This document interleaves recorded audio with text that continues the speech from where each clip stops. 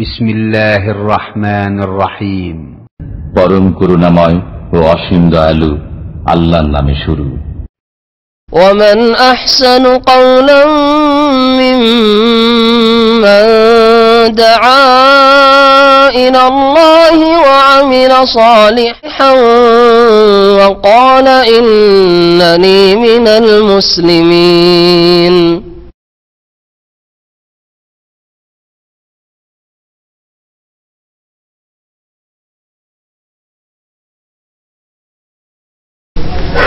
السلام عليكم ورحمة الله وبركاته. بسم الله الرحمن الرحيم. الحمد لله رب العالمين والصلاة والسلام على سيد المرسلين نبينا محمد وعلى آله وصحبه أجمعين ومن تبعهم بإحسان إلى يوم الدين. أما بعد فقد قال المؤلف رحمه الله تعالى: باب من تبرك بشجرة أو حجر أو نحوهما، وقول الله تعالى: أفرأيتم اللات والعزى ومناة الثالثة الأخرى. عن أبي واقد الليثي رضي الله عنه قال: خرجنا مع رسول الله صلى الله عليه وسلم إلى حنين ونحن حدثاء عهد بكفر، وللمشركين سدرة يعكفون عندها وينوتون بها أسلحتهم يقال لها ذات أنوات، فمررنا بسدرة فقلنا يا رسول الله اجعل لنا ذات أنوات كما لهم ذات أنوات. فقال رسول الله صلى الله عليه وسلم: الله أكبر إنها السنن. قلتم والذي نفسي بيده كما قالت بنو إسرائيل لموسى اجعل لنا إلها كما لهم آلهة. قال إنكم قوم تجهلون لتركبن سنن من كان قبلكم أو سنن من كان قبلكم. রাওয়াহু তিরমিজি ওয়া সাহাহাহু। সম্মানিত ব্রাদারান ইসলাম যারা সামনে রয়েছেন এবং যারা পর্দার আড়ালে দূরে রয়েছেন, বিশেষ করে আমাদের আমেরিকার ভাই এবং বোনেরা, সকলকে আল্লাহ পাক রব্বুল আলামিনের পক্ষ থেকে সালাম জানাই।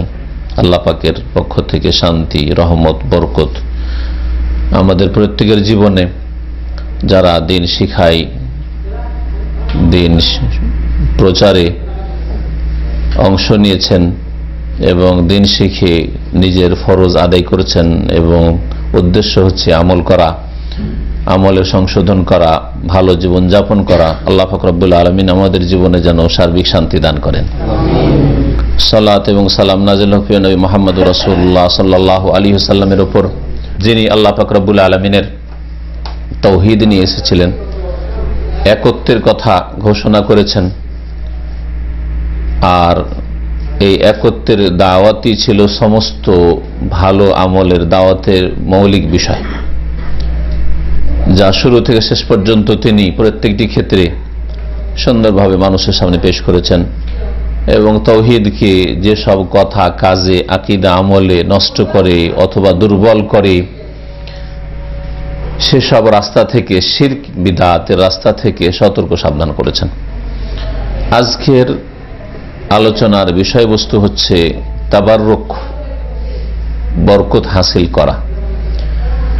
তাবাররুক শব্দটি আমাদের দেশের মানুষরা বুঝে, এই জন্য বুঝে না যে শরীয়তি তাবাররুক কি বা শরীয়ত সম্মত তাবাররুক কি, এত খুঁটিনাটি বুঝে না, কিন্তু বিদআতি তাবাররুক হাসিল করে অভ্যাস হয়ে রয়েছে, যার ফলে তাবাররুক শব্দটা বুঝে।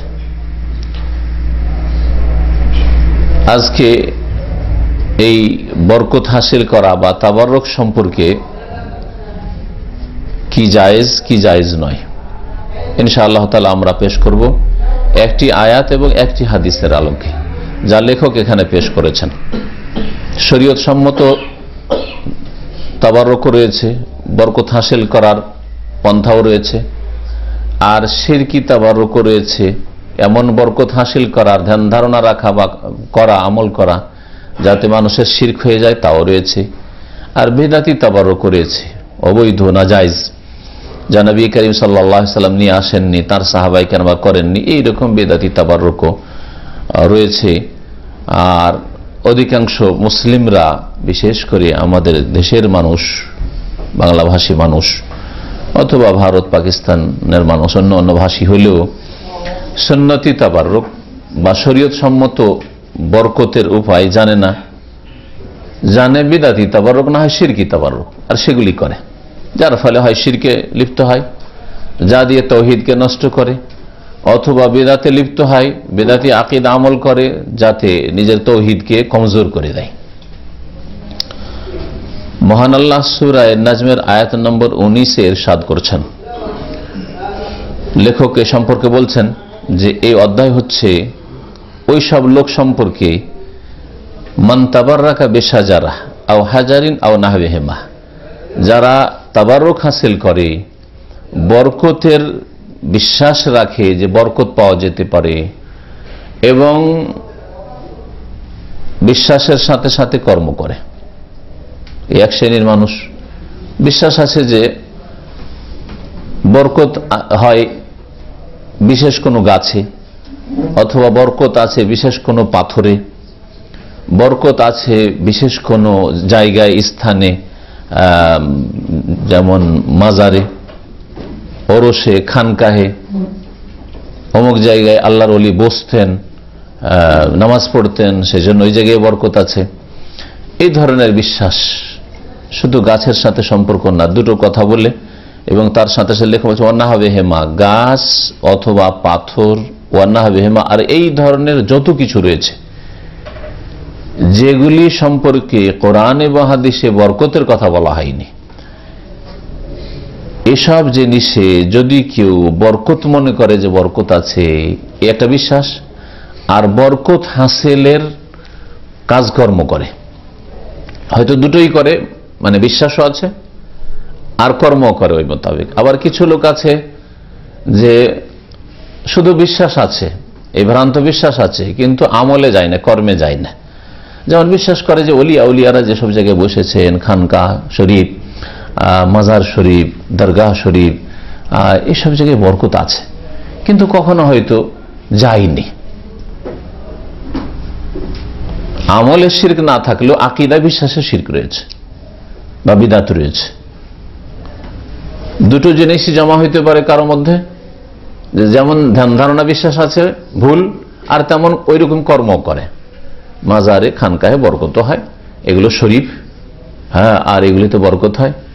অমুক গাছে বা অমুক জায়গায়, অমুক দরবারে বরকত রয়েছে, অমুক ব্যক্তিতে বরকত রয়েছে, আর বরকত নিতেও যায়। আর এটাও হইতে পারে যে হয়তো যাওয়ার সুযোগ সুবিধা হয় না, অথবা যাই না, যে কোনো কারণে হোক না কেন, কিন্তু মনে করে যে বরকত আছে। যেন অনেকে কবর মাজারে সেজদা করতে যায় না, চাদর চড়াতে যায় না, কিন্তু মনে করে যে ওলি আউলিয়ারা এরা মরে না, এরা দুনিয়া থেকে চলে গেলে আরো শক্তিশালী হয়ে যায়, এদের ক্ষমতা আরো বেড়ে যায়, এরা দিতে পারে, এরা হাজির হয়ে যেতে পারে, এরা উদ্ধার করতে পারে, এরা মরিদানের অবস্থা জানতে পারে, হ্যাঁ, মনের বাসনা কামনা পূরণ করে, যদিও যায়নি হয়তো ওখানে, কিন্তু এরকম বিশ্বাস রাখে, এই শিরকি আকীদা নিয়ে মরবে। তাহলে একই অবস্থা, পার্থক্য যে একজন শিরকি আকীদাও রাখতো আর ওই রকম শিরকি কাজও করেছে, ডবল অপরাধ করেছে, আর আরেকজন কর্ম করেনি কিন্তু বিশ্বাস ছিল, সুযোগ সুবিধা হইলে চলে যেত হয়তো, কিন্তু সুযোগ সুবিধা হয়নি, যায়নি, সময় হয়নি, অথবা সুযোগ সুবিধা হয়নি, যে কোনো কারণে যায়নি হয়তো সব কাজ করতে, কিন্তু বিশ্বাস রাখতো যে ওলিয়া উলিয়ারা দিতে পারেন, দাতা এরা।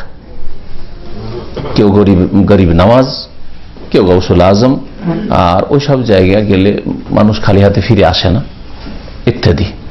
যদি এতটুকু বিশ্বাস রাখে তাহলে শিরকি, এগুলো বরকত, মানে ওখানে গেলে পাওয়া যায়, এগুলো বরকতের দিক। কিন্তু শিরকি বরকতের ইতিকাদ রাখে অথবা বিদাতি বরকতের ইতিকাদ রাখে। শিরকি বরকত কেমন হয়, বিদাতি বরকত কেমন হয়, আর সুন্নতি বরকত কেমন হয়, তিনটাই বলবো ইনশাআল্লাহ। আগে আয়াত এবং হাদিসগুলো দেখা যাক। মহান আল্লাহ ইরশাদ করছেন, ওয়াকাউলিল্লাহি তাআলা, মহান আল্লাহর বাণী, আফারা আইতুমুল লাতা ওয়াল উজ্জা। আল্লাহ পাক রব্বুল আলামিন ইরশাদ করছেন কাফের মুশরিকদের বেশ কিছু দেবদেবী সম্পর্কে। তিনটা দেবদেবীর কথা এখানে উল্লেখ করা হয়েছে, কোনটা পুরুষ, কোনটা মহিলা। যারা মুশরিক পূজা করে, হ্যাঁ, তারা হয় পুরুষের পূজা করে, না হয় মহিলার পূজা করে। হ্যাঁ, পুরুষের পূজা করে, না হয় মহিলার পূজা করে, যারা মূর্তির আকারে পূজা করে হয় দেব না হয় দেবী, তাই না? ঠিক তেমনই মুসলিম সমাজেও নাকি মহিলা পীরের মাজার আছে। শুনেছেন না শোনেন নাই? গতকালকে এক ভাই বললো যে বাংলাদেশের কোন এলাকার কথা বললো যে আমাদের এলাকায় একটা মহিলা পীরের মাজার আছে।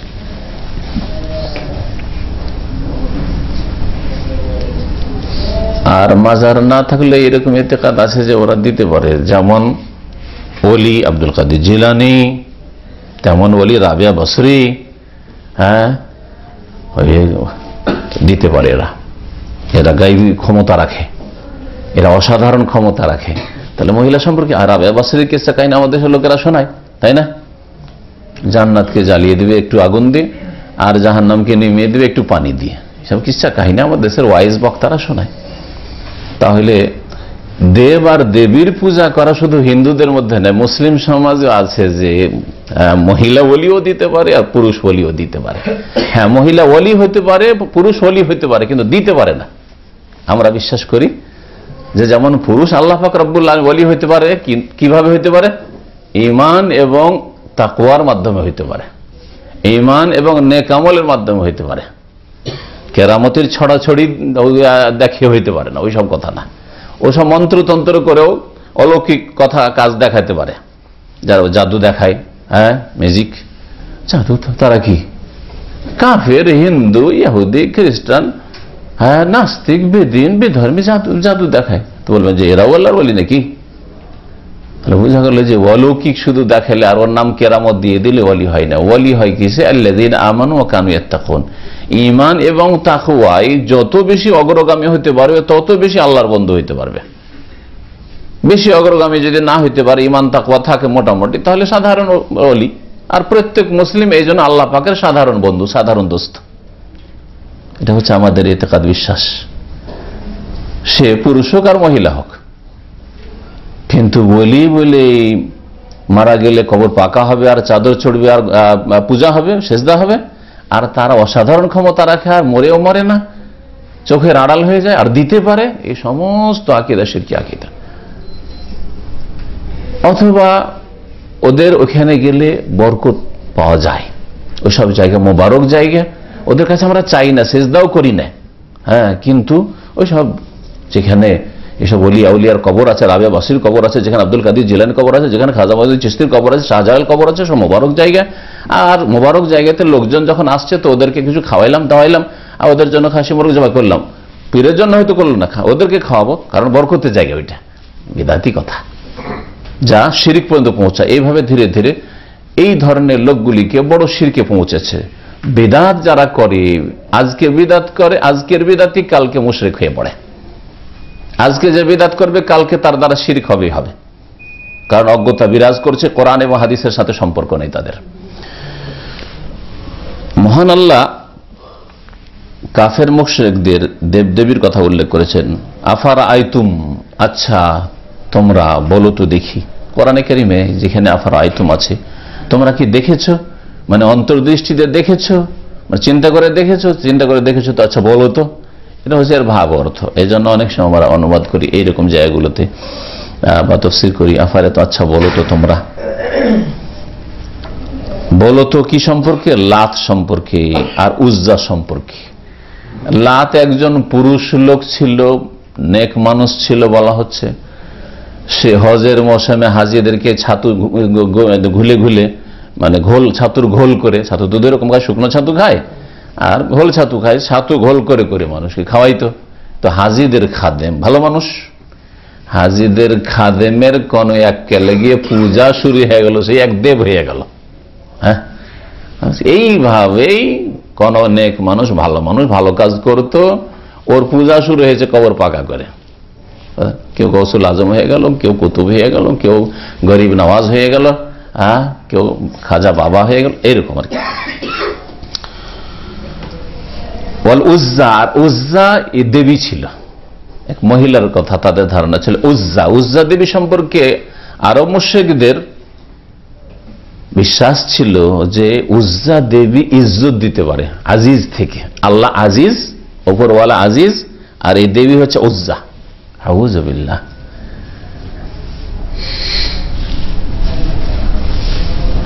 ও মানাত আস-সালিসাতাল উখরা, আল্লাহ বলছেন আর যে মানাত আরেক তৃতীয় তাদের দেব, এগুলো সম্পর্কে বলো তো দেখি।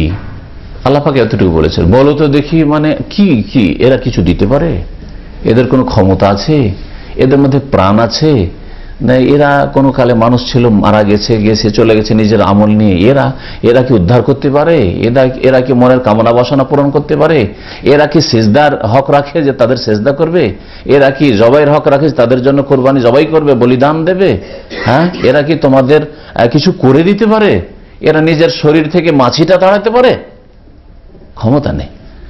এদের কবরে যদি মাছি বসে থাকে তবু তাড়াইতে পারবেন না।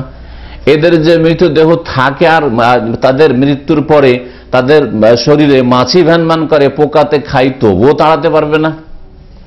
আর এদের যে প্রতিমূর্তি তৈরি করে পূজা করছো, এই মূর্তির গায়ে লাত, উজ্জা, মানাত যে দেব দেবী, এর গায়ে যদি মাছি বসে বা ওদের সামনে যে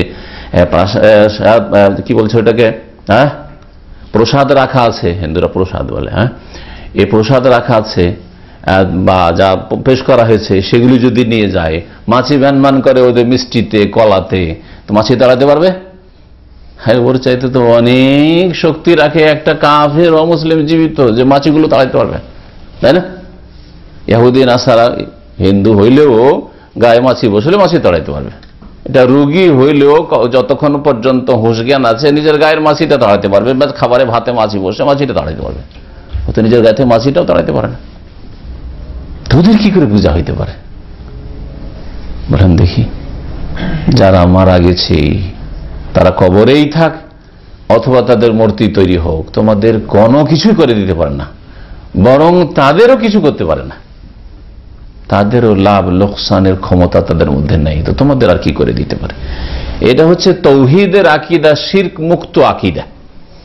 আর এতে যদি সামান্য কিছু ঢিলাঢিলি থাকে, গাফিলতি থাকে, যে না না হিন্দুদের দেবদেবী বা আরো মুশরিক দেবদেবী লাত উজ্জা মানাত দিতে পারেন না, কিন্তু জিলানি চিশতি দিতে পারে, কি রকমের শিরক করলেন আপনি? কোনো পার্থক্য নেই, বড় শিরকি আকীদা রাখলেন আপনি।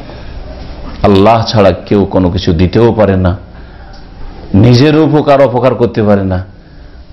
যখন দুনিয়া থেকে চলে গেছে, যতদিন বেঁচে ছিল, ভালো লোক হোক মন্দ লোক, নিচেরও কিছু করতে পারে, নিজের উপকারের লাভের কাজ কিছুটা তো করতে পারে, যতটা সীমিত ক্ষমতা শরীরে মানুষের আছে। কিন্তু মানুষ মরে যাওয়ার পরে কেউ কোনো কিছু করতে পারে না। নবী করিম সাল্লাল্লাহু আলাইহি ওয়াসাল্লাম সহিহ মুসলিমের হাদিস, ইযা মাতা ইবনু আদম সন্তান যখন মারা যায় কি হয়? ইনকাতা আনহু আমালুহু, তার আমল বন্ধ হয়ে যায়। আমল বন্ধ হয় মানে কি? শুধু নামাজ রোজা বন্ধ হয়? হ্যাঁ, আপনাকে টাকা পয়সা ধার দিতে পারতো, বন্ধ হয়ে যায়। ডিউটি করা বন্ধ হয়ে যায়। দান খেরাত করতে পারতো, বন্ধ হয়ে যায়। আপনার বোঝাটা ভারী, উঠাইতে পারছেন না, আপনি বোঝাটা আপনার কাছ থেকে নিয়ে এলো, বোঝা হালকা করে দিল। উঠাইতে পারছেন না, একা আপনার মাথায় চাপিয়ে দিল, উঠিয়ে দিল। করতে পারেন না বেঁচে থাকতে, কিন্তু মারা গেলে মরে যাওয়া। বড় আলেমে দিন আর মুফাসসিরে কোরআন, তাকেও যদি বলেন যে আমার বোঝাটা ভারী লাগছে, একটু উঠিয়ে দেন, পারবে? উঠিয়ে দিতে পারে না, তো কবরে যাওয়ার পর আবার কি করে ক্ষমতা হয়ে যায় যে আপনাকে ছেলে মেয়ে দিতে পারবে, ভালো করে দিতে পারে? কত বড় শিরকি আকীদা! কি করে শয়তান ঢুকিয়ে দিল মুসলিম সমাজে এইসব শিরকি কুফরি আকীদা। মানুষ মারা গেলে কাজকর্ম বন্ধ হয়ে যায়, উপকার যেটুকু সীমিত ক্ষমতায় করতে হবে সেটাও বন্ধ হয়ে যায়। আর অসাধারণ উপকার তো মানুষ জীবিত মানুষও করতে পারে না। এখানে আমরা বসে আছি, আর কেউ যদি এখানে কিছু দূরে সমুদ্র আছে, আমাদের কাছে ওখান থেকে আওয়াজও সাধারণভাবে পৌঁছা সম্ভব নয়, আর আমাদের এখান থেকে উপকার করাও সম্ভব না। সেখানে যদি কেউ পানিতে ডুবেও উঠাইতে পারবো না। আপনাদের ক্যাম্পে যদি আল্লাহ না করে আগুন লেগে থাকে, এখান থেকে ক্ষমতা আছে? হ্যাঁ, যদি বলেন যে আপনি আলেমে দ্বীন আর কোরআন হাদিস পড়েছেন, তা আপনি একটু উদ্ধার করেন, আগুনে পুড়ছে, শিরকি আকীদা হবে না? অথচ আমার গায়ে শক্তি আছে, দৌড় দিয়ে হয়তো আধা ঘন্টার মধ্যে আপনাদের ক্যাম্পে পৌঁছে যেতে পারি, তাই না? বা 10-15 মিনিটে পৌঁছে যেতে পারি। তারপরেও এখান থেকে আগুন নিমিয়ে দেবো, উপকার করে দেব, লোকগুলিকে উদ্ধার করে নেব, রক্ষা করব, তাদের এই ক্ষমতা নেই। অথচ কিছু সীমিত ক্ষমতা শরীরে আছে, তাহলে মরে যাওয়ার পর আবার কি ক্ষমতা হইতে পারে? কোনো ক্ষমতা নেই। ইনকাতা আনহু আমালুহু, আমল কর্ম কাজ বন্ধ হয়ে যায়।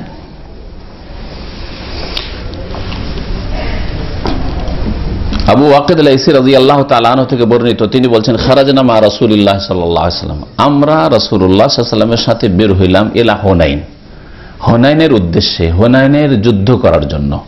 হুনাইন একটি জায়গা যেটা মক্কা থেকে তায়েফের দিকে করে আসতে, পূর্ব দিকে আছে, তায়েফটা পূর্ব দিকে মক্কা থেকে, আমরাও পূর্ব দিকে আছি এখানে দামামে, আমরা অনেক দূরে আছি, আর হুনাইন কাছে, তায়েফ কিছুটা মক্কা থেকে বেরিয়েই যে হাইওয়ে রয়েছে তায়েফের, সেখান থেকে রাস্তা বেরিয়ে গেল হুনাইনের দিকে।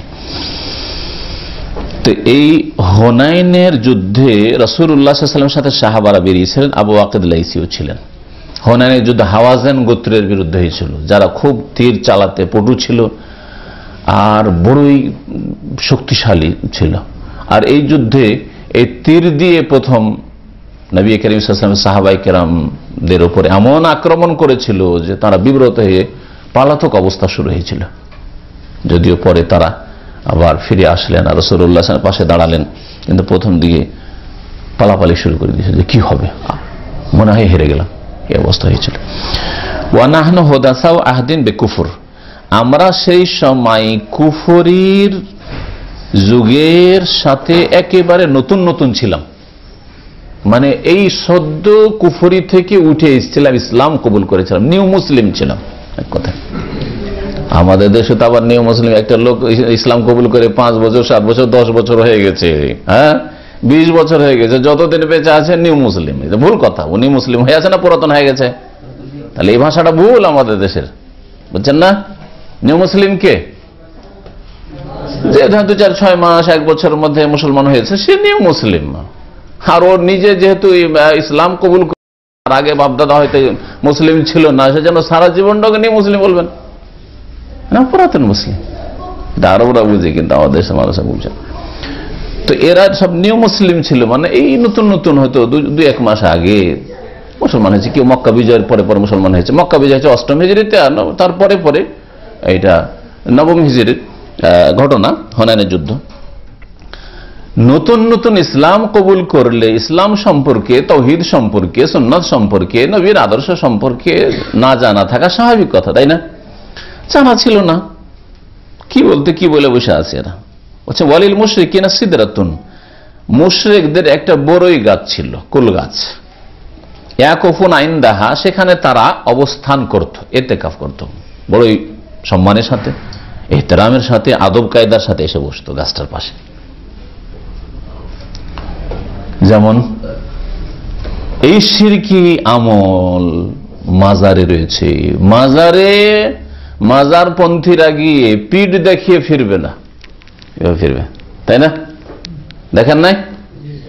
হ্যাঁ, আর না দেখে থাকলে শুনেছেন আর শোনেন, আর কখনো যদি ওই রকম পাল্লা পড়াতে গিয়ে দেখবেন, ওখানে গিয়ে পিঠ ফিরিয়ে যদি আসে, তো ওদেরকে ওই মাজারের যারা ওই নিয়ে ব্যবসা করছে খাদেম, তারা মনে করে এরা বেয়াদব আছে, এরা আমাদের দলের লোক না, এরা অন্য দলের আছে, ওয়াহাবি টহাবি আছে। আর যদি দেখে যে না, এইভাবে মাজার ওইখানে সরছে, পাশার আছে উল্টো দিক, এইভাবে যাচ্ছে, মানে ওইদিকে মুখ করে সরছে, যতক্ষণ পর্যন্ত নজরে আসবে ও পিঠ দেখাচ্ছে না, কারণ বেয়াদবি হয়ে যাবে, বেয়াদবি হয়ে যাবে। এটা কোন আকীদা? হ্যাঁ, এই যে মুশরিকদের আকীদা। যে কোনো স্থান অথবা কোনো ব্যক্তি, শেখের সাথে দেখা করেছি, হুজুরের সাথে দেখা করেছি, পীর সাহেবের সাথে দেখা করেছি, সুতরাং এইভাবে সরতে হবে। হ্যাঁ, ঘুরে যাওয়া যাবে না, পিঠ দেখানো যাবে না। আর এই শিরকি কাজ করে অভ্যাস, বিদাতি কাজ করে অভ্যাস, যার ফলে মক্কা মদিনা এসেও হারাম থেকে, মক্কা থেকে মদিনা থেকে অনেকে বেরোলো এরকম করে, দেখা যায় অল্প স্বল্প লোক। এখানেও দেখেছি, বহু দেখেছি, কারণ বেশ কিছুদিন মক্কা মদিনায় যেহেতু থাকা হয়েছে, সুতরাং দেখেছি এরকম করে। মক্কাতুল মুকাররমায় সাহাবীরা করেননি, কাবা ঘর থেকে বের হওয়ার সময় এরকম করেননি, হ্যাঁ, মদিনায় করেননি, নবী সাল্লাল্লাহু আলাইহি ওয়াসাল্লামের দরস থেকে বেরোচ্ছেন আর এইভাবে বেরোবেন, এই কাজ করেন না। তো আল্লাহ পাক রব্বুল আলামিনের পরে নবী সাল্লাল্লাহু আলাইহি ওয়াসাল্লামের থেকে মুহতারাম আর কিছু আছে, কাবার চাইতে সম্মানিত স্থান আর কিছু আছে, মসজিদের চাইতে মোবারক কিছু কোন স্থান আছে, সেসব জায়গায় তো করেননি। হ্যাঁ, তারপরে খোলাফা রাশেদিনদের জামানায় খোলাফার দরবার থেকে, খলিফা আবু বকরের দরবার থেকে, ওমরের কাছ থেকে, ওসমানের কাছ থেকে, আলীর কাছ থেকে বেরোচ্ছে লোকেরা, আর এইভাবে বেরোচ্ছে। এর চেয়ে বড় অলি আর কি হইতে পারে উম্মতের? রাসূলুল্লাহ সাল্লাল্লাহু আলাইহি ওয়াসাল্লামের পরে আর আম্বিয়াদের পরেই তো অলি সাহাবায়ে কেরামগণ। হ্যাঁ, সবচেয়ে বড় অলি তারা। এই কাজ তো করেননি, তাহলে আপনি কেন করবেন? কেমন মুসলিম যে আপনার আদর্শ রাসূলুল্লাহ সাল্লাল্লাহু আলাইহি ওয়াসাল্লাম সাহাবায়ে কেরামরা হইল না? ভেজাল আপনাদের মধ্যে আছে তাহলে, যদি এইরকম থাকে। তাহলে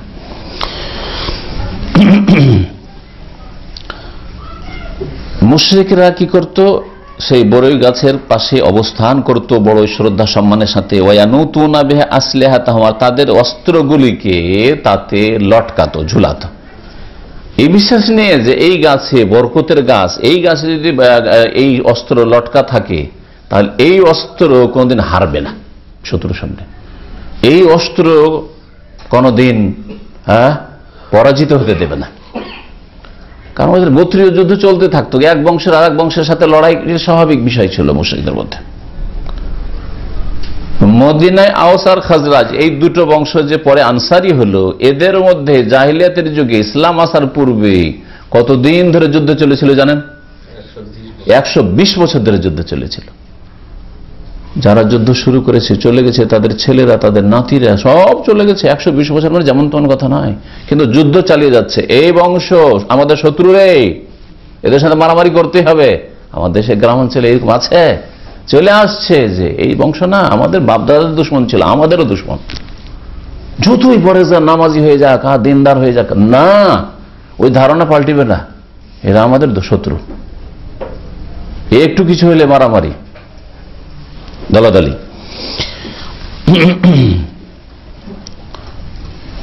সেই গাছটিকে বলা হইতো ইয়াকালু লাহা যাতু আনওয়াত, যাতু আনওয়াত। নাতায়ানুত মানে লটকানো, আর লটকানেওয়ালা বা যাতে লটকানো হয়, নাম দিয়েছিল তারা যাতে আনওয়াত, আর ওই থেকে। ফামারা নবী সিদরাতিন, আমরাও হোনাইন যেতে যেতে বড়ই গাছ হয়ে অতিক্রম করলাম। আমরা একটা সামনে বড়ই গাছ পেলাম আর যাচ্ছি আল্লাহর রাস্তায় জিহাদ করতে হোনাইনে। ফাকুল না, আমরা বললাম ইয়া রাসূলুল্লাহ, হে আল্লাহ রসুল, ইজ আল্লাহ না জাত আনওয়াত, আমাদেরকে একটা জাতে আনওয়াত দিয়ে দেন। কামাল আহম জাত আনওয়াত, যেমন ওদের জাতে আনওয়াত আছে, ওরা এই গাছটাকে মোবারক মনে করে, সুতরাং গাছের আশেপাশে ওরা গোল হয়ে বসে, তারপরে গাছে তারা অস্ত্র ঝুলায়, আমরাও তাই করলাম, আমাদেরও দেন।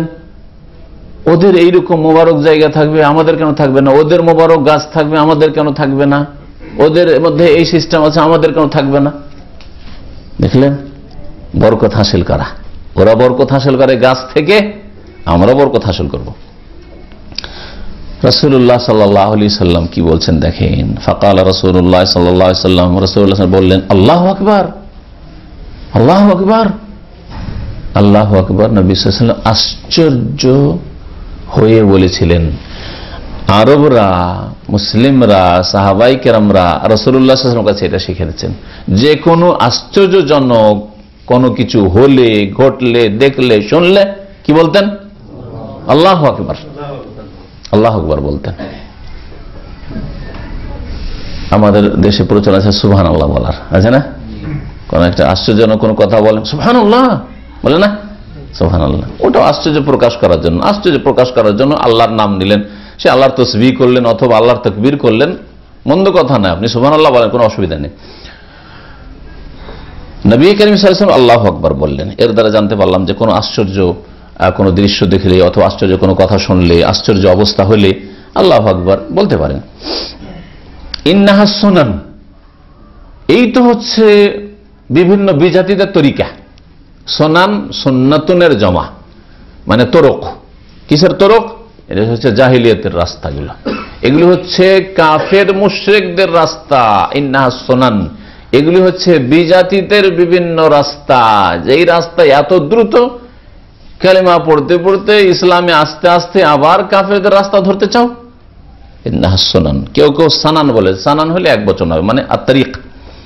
এই হচ্ছে কাফের রাস্তা বা কাফেরদের রাস্তা, একটা রাস্তার কথা বলা হয়েছে তাহলে, কিন্তু সোনানটাই অধিকাংশরা পড়েছেন, এটা বেশি মজবুত। কুলতুম ওয়াল্লাযী নাফসি বিয়াদিহি, সেই আল্লাহর শপথ করে বলছি যার হাতে আমার প্রাণ আছে, তোমরা সেই কথাই বললে।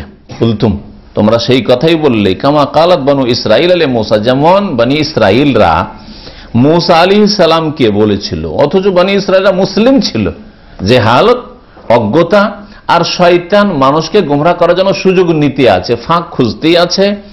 মুসা আলাইহিস সালামকে বনি ইসরায়েলরা একবার বলল, ইজআল লানা ইলাহান কামা লাহুম আলিহা। ঘটনা কোরআনে কারীমে আছে, সূরা আরাফ আয়াত নম্বর 38।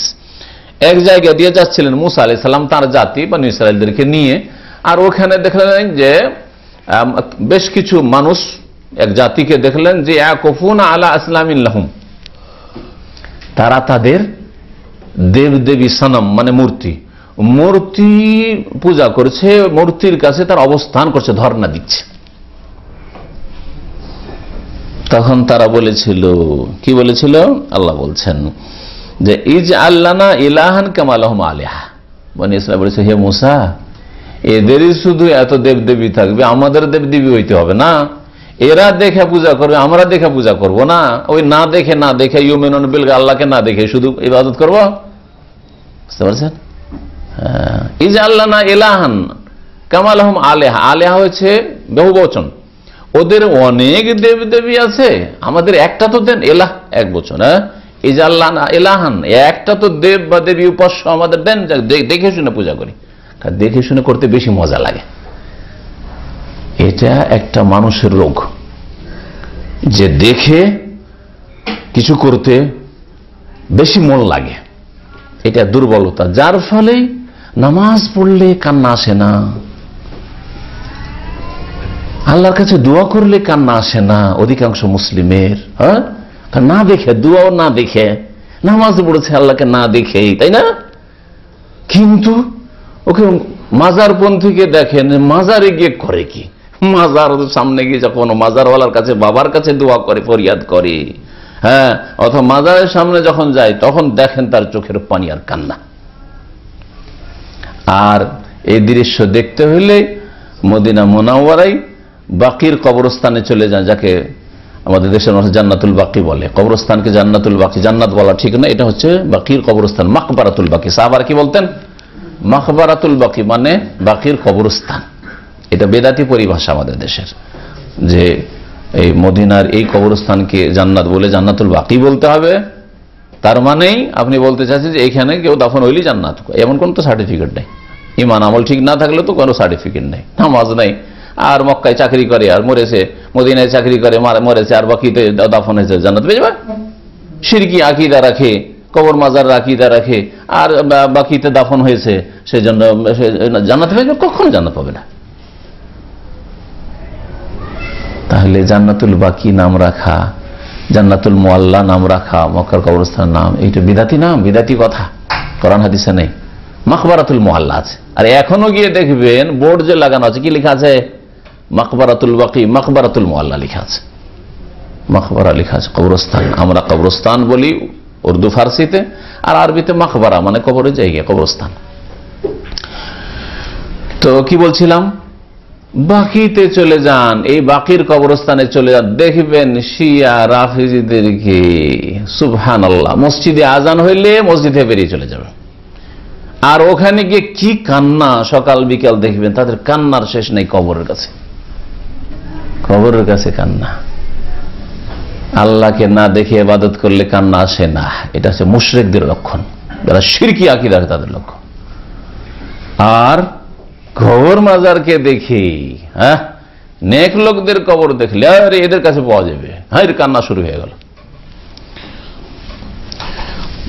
দেখে পূজা করতে চেয়েছিল বনি ইসরাইলরা, যে ওদের অনেক আলেহা দেবদেবী আছে, ইজআল লানা ইলাহান, আমাদেরকেও তো একটা ইলাহ দেন। কালা, মুসা আলাইহিস সালাম বলে, ইন্নাকুম কওমুন তাজহালুন, তোমরা বড়ই মূর্খ জাতি গো, তোমরা বড়ই জাহিল কওম। এত মূর্খতা! তোমাদের সাথে এখন রাসূল বেঁচে আছেন, হ্যাঁ, রাসূল মুসা আলাইহিস সালাম বেঁচে আছেন, আর এইরকম কথা! তাহলে আমার মওতের পরে কত দ্রুত তোমরা শিরক কুফরি শুরু করবে।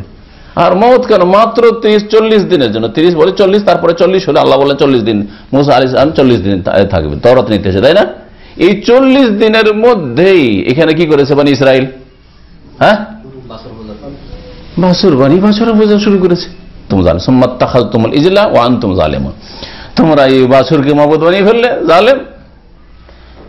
তো বড়ই জাহেল জাতি, মানুষ কত দ্রুত গোমরা হয়ে যায়। নবী বেঁচে আছেন এরকম শিরকি কথা, নবী কয়েকদিনের জন্য গিয়েছেন তাওরাত নেওয়ার জন্য আল্লাহর সাথে সাক্ষাতে, হ্যাঁ, আর এর মধ্যেই 40 দিনের মধ্যেই বাছুর পূজা।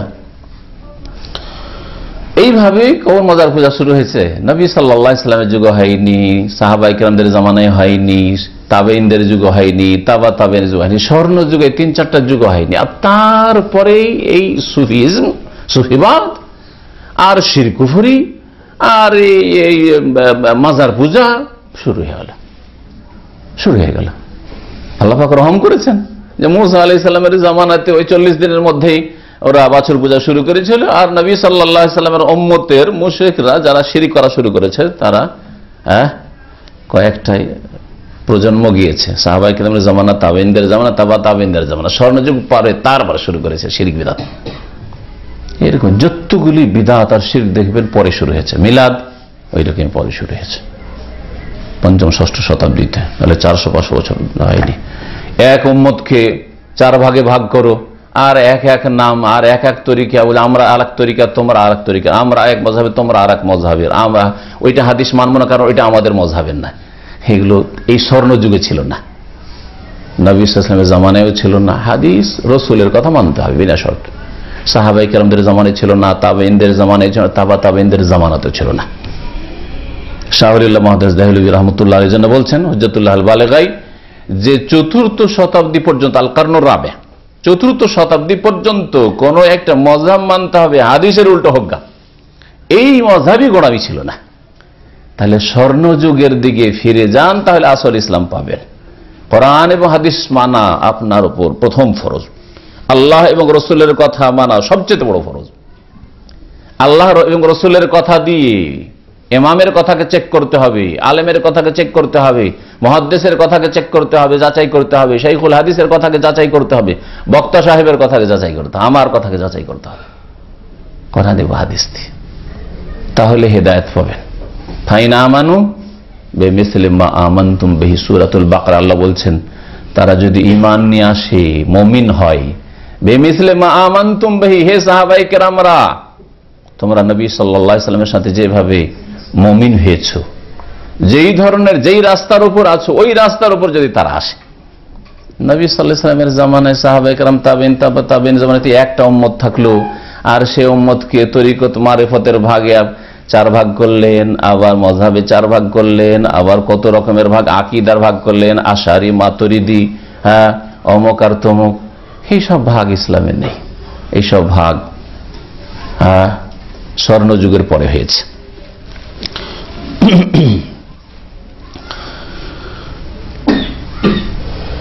তারপরে নবী করিম সাল্লাল্লাহু আলাইহি ওয়াসাল্লাম আরো বললেন, লাতারকাবুন্না সানানা মান কানা ক্বাবলাকুম বা লাতারকাবুন্না সুনানা মান কানা ক্বাবলাকুম, তোমাদের পূর্বের যে জাতিগুলি ছিল তাদের আদর্শে তোমরা চলবে, সাওয়ার হবে, আরোহণ করবে, তাদের তরিকায় আরোহণ করবে, মানে তারা যে সব রাস্তা দিয়ে চলেছে সেসব রাস্তা দিয়ে চলবে। তারা শিরিক করেছে তোমরা শিরিক করবে, তারা বিদআত করেছে তোমরা বিদআত করবে, তারা ধর্মের নামে নতুন কাজ করেছে, সওয়াবের আশা নেকির আশা তোমরাও করবে। লাতারকাবুন্না সুনানা মান কানা ক্বাবলাকুম, আগের জাতিরা যে সব কাজ করেছে, যে সব ভ্রান্ত আকীদা রেখেছে সেগুলি তোমরা করবে। বাস্তব সত্য। খ্রিস্টানরা ঈসা আলাইহিস সালামের জন্মদিবস মাউলিদ ঈসা, মিলাদে ঈসা পালন করত 25শে ডিসেম্বর, বড়দিন তাদের। মিশরে প্রথম যখন এই বিদাতি শাসক এবং তার সাথে সাথে বিদাতি মোল্লারা শুরু করলো, আর ইরাকি বিদাতি মোল্লারা শুরু করলো, তাদের যুক্তি এটাই ছিল যে খ্রিস্টানেরা ঈসা আলাইহিস সালামের জন্মদিবস পালন করবে, মিলাদুন নবী পালন করবে, আমরা মুহাম্মদ রাসূলুল্লাহ সাল্লাল্লাহু আলাইহি ওয়াসাল্লাম মিলাদুন নবী পালন করব না। দেখলেন, কোরআন থেকে নেয়নি, হাদিস থেকে নেয়নি, সাহাবায়ে কেরামের আমল থেকে নেয়নি। কোত্থেকে নিয়েছিল? লাতারকাবুন্না সুনানা মান কানা ক্বাবলাকুম, তোমাদের পূর্বের জাতি ইহুদি নাসারা যা করবে, যেসব রাস্তায় চলবে সেই রাস্তায় চলবে। তারা মিলাদ করে, আমরা মিলাদ করতে হবে। তারা ঈসা আলাইহিস সালামের জন্ম দিবস পালন করে, আমরা কেন করবো না 12 রবিউল আউয়াল? এইভাবে মিলাদ শুরু হয়েছে। রাওয়াহু তিরমিজি, হাদিসটি ইমাম তিরমিজি বর্ণনা করেছেন এবং ইমাম তিরমিজি হাদিসটাকে সহিহ বলেছেন। তাবাররুক সম্পর্কে আয়াত এবং হাদিস পেশ করলাম। এখন তাবাররুক কয় ভাগে বিভক্ত এবং তার হুকুম কি? সংক্ষেপে বলি, তাবাররুক 3 ভাগে বিভক্ত। তাবাররুকের 3টি প্রকরণ রয়েছে। প্রথম, তাবাররুক কাকে বলে? তাবাররুক মানে শাব্দিক অর্থ বলে দিয়েছি। বরকতের শব্দের অর্থ বারাকা। বারাকার অর্থ হচ্ছে কোনো কিছু বৃদ্ধি হওয়া, কোনো কিছু বেড়ে যাওয়া। তাহলে বরকতের শাব্দিক অর্থ বলছে কাসরাতু শাইয়্যি ওয়া সুবুতুহু, কোনো কিছু বেশি হওয়া, বৃদ্ধি হওয়া আর স্থায়ী হওয়া। আর বরকতের মধ্যে এই দুটো গুণ আছে। কিন্তু আপনি যদি বলেন যে আলহামদুলিল্লাহ, আমার যে অল্প স্বল্প বেতন রুজি, তাতে আমার বরকত আছে। বরকত আছে মানে বাড়ছে আলহামদুলিল্লাহ। আর কি? স্থায়ী আলহামদুলিল্লাহ, সুখী জীবন, অল্পতে আলহামদুলিল্লাহ খুব ভালো চলছে আমার। কেউ হয়তো 5,000 রিয়াল পেয়ে খাই মেটে না, আপনার 1,000 আলহামদুলিল্লাহ সুন্দর চলে যাচ্ছে। তাহলে এটা হচ্ছে এমন মানে বাতেনি আভ্যন্তরীণ বৃদ্ধি হওয়া যেটা চোখে দেখা যায় না। যে আপনি চলছেন কি করে, আপনার 8-10টা মেম্বার বাড়িতে, ছেলে মেয়ে নিয়ে, বাপ মা আছে, এতগুলো নিয়ে অল্প পয়সায় চলছেন, আর একজন 5,000-7,000 রিয়াল চলতে পারে না। বরকত। তো বরকতের মধ্যে বৃদ্ধি পাওয়া আছে, এমন ভাবে বৃদ্ধি হচ্ছে যে আপনি বুঝতে পারছেন না যে আল্লাহ কিভাবে বৃদ্ধি করেছেন এটা। আর স্থায়ী, স্থায়ী অনেকের আছে অনেক টাকা ইনকাম করলো কিন্তু স্থায়ী হলো না। এমন ধস নামলো, গেল, এমন বালা মুসিবত আসলো, বিপদ আপদ আসলো, নতুন গাড়ি কিনেছিল, গেল, অ্যাক্সিডেন্ট হয়ে গাড়ি শেষ। তারপরে বিবাহ করে এসেছিল, মারাত্মক ধরনের রোগ, অপারেশন করতে কি অনেক টাকা নষ্ট হলো। টাকা তো অনেক ইনকাম করেছিলাম কিন্তু কোথায় চলে গেল বুঝতে পারছেন না, তাই না? ফেঁসে গেল এক কেসে, আর কেসে ফেঁসে গিয়ে ওকে 2-4-10 লাখ টাকা ওখানে ধসে গেল। ধস নামা। বিভিন্ন ভাবে মানুষের জীবনে বরকত নষ্ট হয়, কিন্তু মানুষ ঈমান আমল সুন্দর না হয়, আল্লাহর সাথে, কোরআন হাদিসের সাথে সম্পর্ক না থাকায় বা দুর্বল থাকায় বুঝে না যে আগে থেকে অগ্রিম সতর্ক হই, যাতে করে আমার জীবনের, আমার পরিবারের বরকত না নষ্ট হয়, আমার ধন সম্পদের রিজিকের বরকত না নষ্ট হয়। তাবাররুক কাকে বলে? বলছে তালাবুল বারকা, বরকত তলব করা, বরকত সন্ধান করা। বেকাউলিন, কোনো কথা দ্বারা, আও ফেলিন, কোনো কাজ দ্বারা, আও এতেকাদিন, অথবা কোনো ধ্যান ধারণা বিশ্বাস দ্বারা। ওয়া হুয়া আনওয়া, সেটা হচ্ছে 3 প্রকারের। একটা হচ্ছে তাবাররুক শরঈ, শরীয়ত সম্মত বা শরীয়ত স্বীকৃত তাবাররুক। কোরআন এবং হাদিসে তাবাররুকের স্বীকৃতি আছে। যেমন কোনখানে কোরআন হাদিস সমর্থন করে তাবাররুক, আপনি বরকত হাসিল করতে পারেন বলছি। কাতালাবুল বারাকা, যেমন বরকত তলব করা কিসে? ফি কাসদিল মাকান, কোন বিশেষ স্থান, যেই স্থানগুলির কথা কোরআনে কারিমে অথবা রাসূলুল্লাহ সাল্লাল্লাহু আলাইহি ওয়াসাল্লামের হাদিসে, সহিহ হাদিসে বলা হয়েছে যে এই স্থানে বরকত আছে। কাসদুল মাকান, কোন বিশেষ স্থানের উদ্দেশ্য করা। যেমন মসজিদে হারাম, কাবা এবং কাবার আশপাশ, মসজিদে হারাম এবং হারামের এলাকা মক্কাতুল মুকাররমা, এইরকমই মসজিদে নববী, নবী সাল্লাল্লাহু আলাইহি ওয়াসাল্লামের মসজিদ মদিনার, আর তার সাথে সাথে মদিনার শহর। এইরকমই মসজিদে আকসা, বাইতুল মুকাদ্দাসের মসজিদ এবং বাইতুল মুকাদ্দাসের মসজিদের আশেপাশের স্থান, যে সম্পর্কে কোরআনে কারীমে আল্লাহ বলেছেন, সুবহানাল্লাযী আসরা বিআবদিহি লাইলাম মিনাল মাসজিদিল হারাম ইলাল মাসজিদিল আকসা আল্লাযী বারাকনা হাওলাহু, যার আশেপাশে আমি বরকত দিয়েছি। দেখেন বরকতের শব্দ ওখানে এসেছে। তাহলে স্থানে বরকত আছে, কোরআন দ্বারা প্রমাণিত হইল। কোরআন দ্বারা প্রমাণিত হইল মসজিদে আকসার কথা। মসজিদে আকসার চাইতে বেশি নেকি রয়েছে মসজিদ নববীতে, মসজিদে কাবা শরীফে, তাহলে ওগুলোতে আরো বেশি বরকত আছে। নবী করিম সাল্লাল্লাহু আলাইহি ওয়াসাল্লাম বলছেন যে হে আল্লাহ, আল্লাহুম্মা ইন্না ইব্রাহিমা দা আলি আহলি মাক্কা, দা আলি মাক্কা ওয়া আহলিহা, ইব্রাহিম আলাইহিস সালাম মক্কা এবং মক্কাবাসীর জন্য দোয়া করেছেন। ওয়া আনা দাআউতু লিল মাদিনাতি ওয়া আহলিহা, আর আমি দোয়া করছি মদিনার জন্য আর মদিনাবাসীদের জন্য। আল্লাহুম্মা বারিক লাহুম যিফাইমা বারাকতা লি আহলি মাক্কা, আল্লাহ মদিনার লোকদের আর মদিনায় দ্বিগুণ বরকত দাও, যা বরকত দিয়েছো মক্কায় তার তুলনায়। মানে মক্কায় যে বরকত রয়েছে রুজি রিজিক মক্কার লোকের, তার চাইতে দ্বিগুণ ডবল বরকত কিসে দাও? মদিনাওয়ালাদের মধ্যে দাও, মদিনার অধিবাসীদের মধ্যে দাও। নবী সাল্লাল্লাহু আলাইহি ওয়াসাল্লামের দোয়ায় বরকতের শব্দ রয়েছে। তাহলে এটা হলো বরকত, স্থানের বরকত। তিনটি স্থানের বরকতের কথা কোরআনে বলা, কোরআন হাদিসে বলা হয়েছে, রাসূলুল্লাহ সাল্লাল্লাহু আলাইহি সাল্লামের ওপর যে ওহী এসেছে তাতে বলা হয়েছে। এখন আপনি খেয়াল খুশি বানিয়ে নেবেন আর কোন জায়গা না, চলবে না, তাই না? বললো যে দাম্মাম বরকত রয়েছে, চলবে?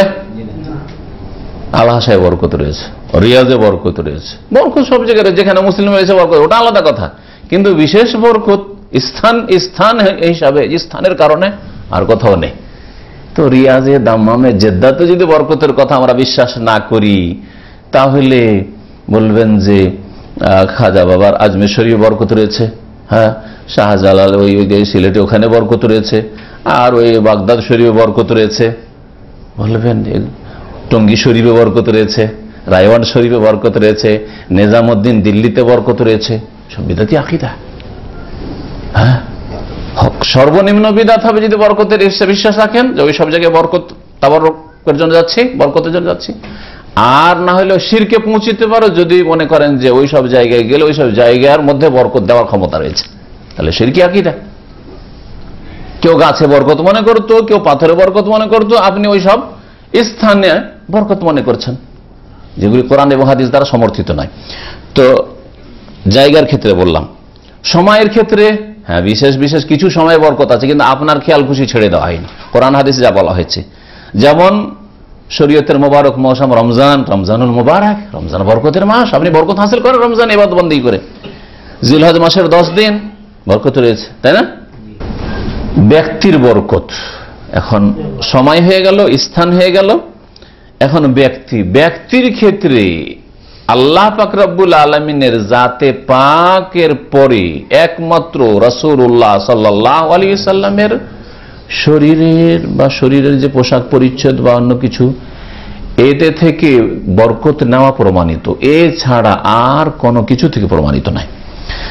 নবী করিম সাল্লাল্লাহু আলাইহি সাল্লাম থেকে যেহেতু প্রমাণিত, এই জন্যই আমরা সেটাকে সাপোর্ট করি। যদি কোরআন হাদিসে প্রমাণ না থাকতো তো আল্লাহ ছাড়া কারো মধ্যে বলতাম না, বুঝছেন? কারণ আমাদেরকে দলিলের সাথে চলতে হবে। আল্লাহ বলেছেন না রাসূল বলেছেন। রাসূলুল্লাহ সাল্লাল্লাহু আলাইহি সাল্লামের শরীরের বিভিন্ন অংশ দিয়ে বরকত হাসিল করা প্রমাণিত। যেমন নবী করিম সাল্লাল্লাহু আলাইহি সাল্লামের মোবারক চুল দিয়ে বরকত হাসিল করা।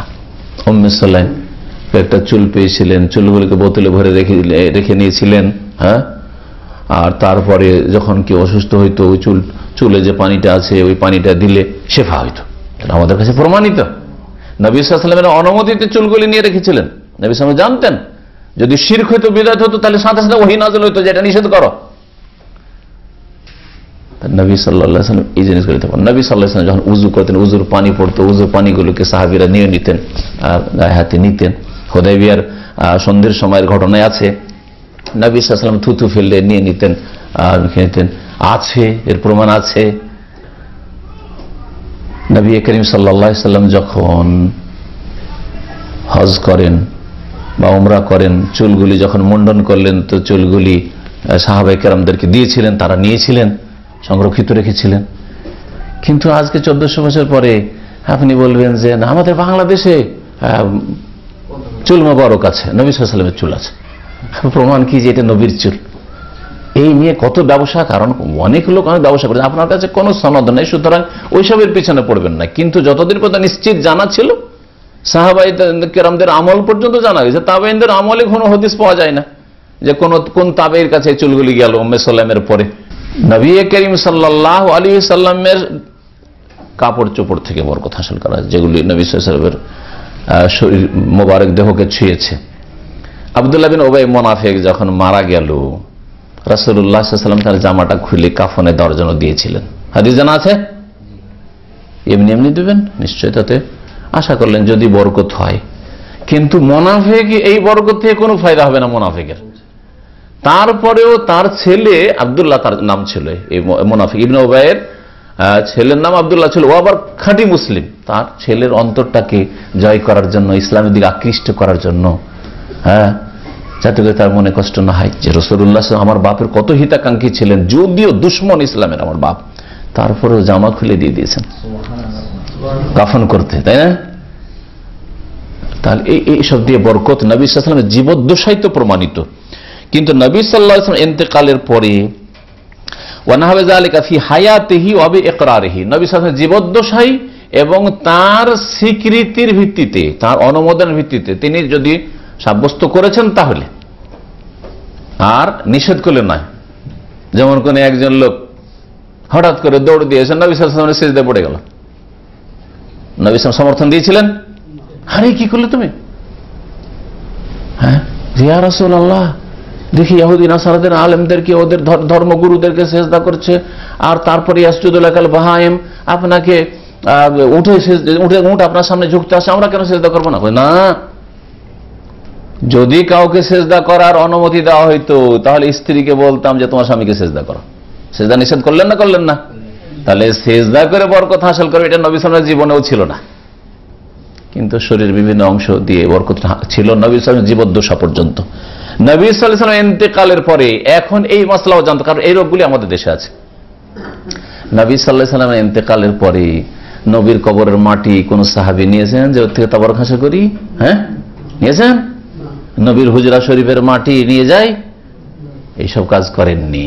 কিন্তু আমাদের দেশের মানুষরা মাজারের মাটি, হ্যাঁ মদিনার মাটি নিয়ে আসছি, এটা অমুক জায়গার মাটি নিয়ে আসছি, এই মাটিতে শেফা আছে, কবরের মাটি খালি করে দেয়। শিরকি আকীদা। নবী সাল্লাল্লাহু আলাইহি ওয়াসাল্লামের যেসব জিনিস থেকে বরকতের কথা প্রমাণিত সেটাও তার জীবদ্দশা পর্যন্ত সীমিত। ইন্তেকালের পরে আর কেউ কবরের কাছে বরকত নেওয়ার জন্য যান, ভালো করে মনে রাখেন।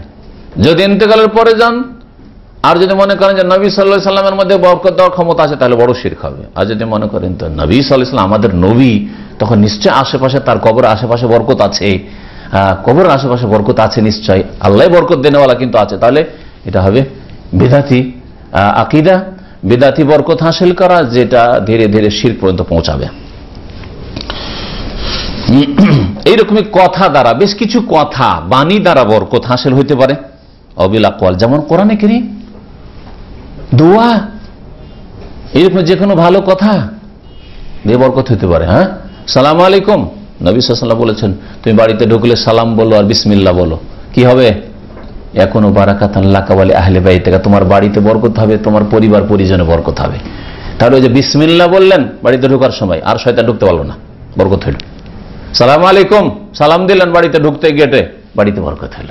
তাহলে এগুলো কথার বরকত, তাই না? এই বাক্যগুলির বরকত। এইরকমই আপনি ভালো কথা যদি বলেন তো বরকত। আপনার রুমে আপনার কোরআন তেলাওয়াত অথবা ইসলামিক বক্তব্য ছাড়া কোনোদিন গান হয় না, বাজনা হয় না, মিউজিক হয় না, আপনার বাড়িতে বরকত আছে, রহমতের ফেরেশতা আছে, এখানে শয়তান আসতে পারে না, ঠিক না? তাহলে ভালো কথার বরকত আপনার ঘরে, ভালো কথার বরকত আছে। আর সবচেয়ে ভালো কথা হচ্ছে ফাইনা খায়রাল হাদিসে কিতাবুল্লাহ, কোরআনে কারীম। সুতরাং কোরআনে কারীম বরকত রয়েছে। কোরআনে কারীমের এই জন্য সূরা ফাতিহা পড়ে যে কোনো রোগে দম করেন, নবী সাল্লাল্লাহু আলাইহি ওয়াসাল্লাম বলেছেন শিফা, সূরাতুশ শিফা এটা, তাই না? যে কোন আয়াত পড়েন বিশ্বাস করে যে আল্লাহ তোমার কাছে আমি রোগ ভালো চাই, যে কোন আয়াত, আমি বেশি কিছু চাই না, এইটাই পড়ে আমি ফুঁক দিলাম আমার শরীরে, আমার ছেলেকে, বরকত আছে।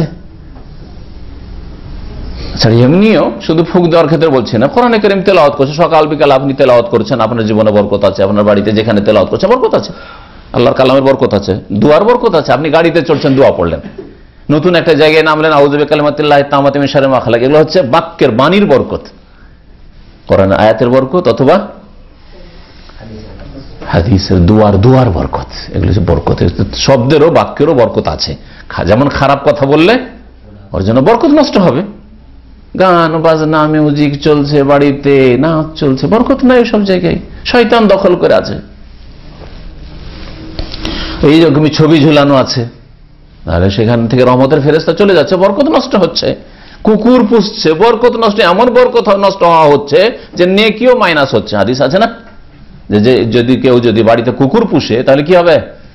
নাকাসা মিন হাসানাতিহি, হ্যাঁ, কুল্লু ইয়াউমিন কিরাতুন আও কিরাতান, এক কিরাত বা দুই কিরাত করে নেকি কমতে থাকবে। এই সাধারণ কুকুর পোষা জায়েজ নয় যতক্ষণ পর্যন্ত ট্রেন কুকুর না হবে। এমনি কুকুর, যে ইহুদি খ্রিস্টানরা কুকুরকে ছেলে মেয়ের চাইতে বেশি আদর করে, বাপ মায়ের চাইতে বেশি আদর করে, যে এতে বরকত জীবন নষ্ট হয়ে যায়। দুনিয়ার চাকচিক্য দেখে ধোঁকা খাবেন না। এই দুনিয়ার চাকচিক্য আল্লাহ হয়তো পরীক্ষা করার জন্য দিয়েছেন, বা তাদের কিছু ভালো গুণ আছে দিয়েছেন, বাড়িয়ে দেওয়ার জন্য দিয়েছেন। অনেক সময় পাপে বাড়ানোর জন্য আল্লাহ পাক মানুষকে দুনিয়ার প্রাচুর্য দেন, সুখ শান্তি দেন, কিন্তু আখেরাত নসিব হয় না, হেদায়েত নসিব হয় না, মানসিক শান্তি নসিব হয় না, পারিবারিক শান্তি নেই। কোথায় পারিবারিক শান্তি, যেখানে তার স্ত্রী ভালো জানছে আমার স্ত্রীর কত যে বয়ফ্রেন্ড আছে, আর স্ত্রীও জানছে আমার স্বামীর কত যে গার্লফ্রেন্ড আছে। এই যে পাশ্চাত্য সভ্যতা, কোথায় শান্তি আছে? ওখানে কোনো শান্তি নেই।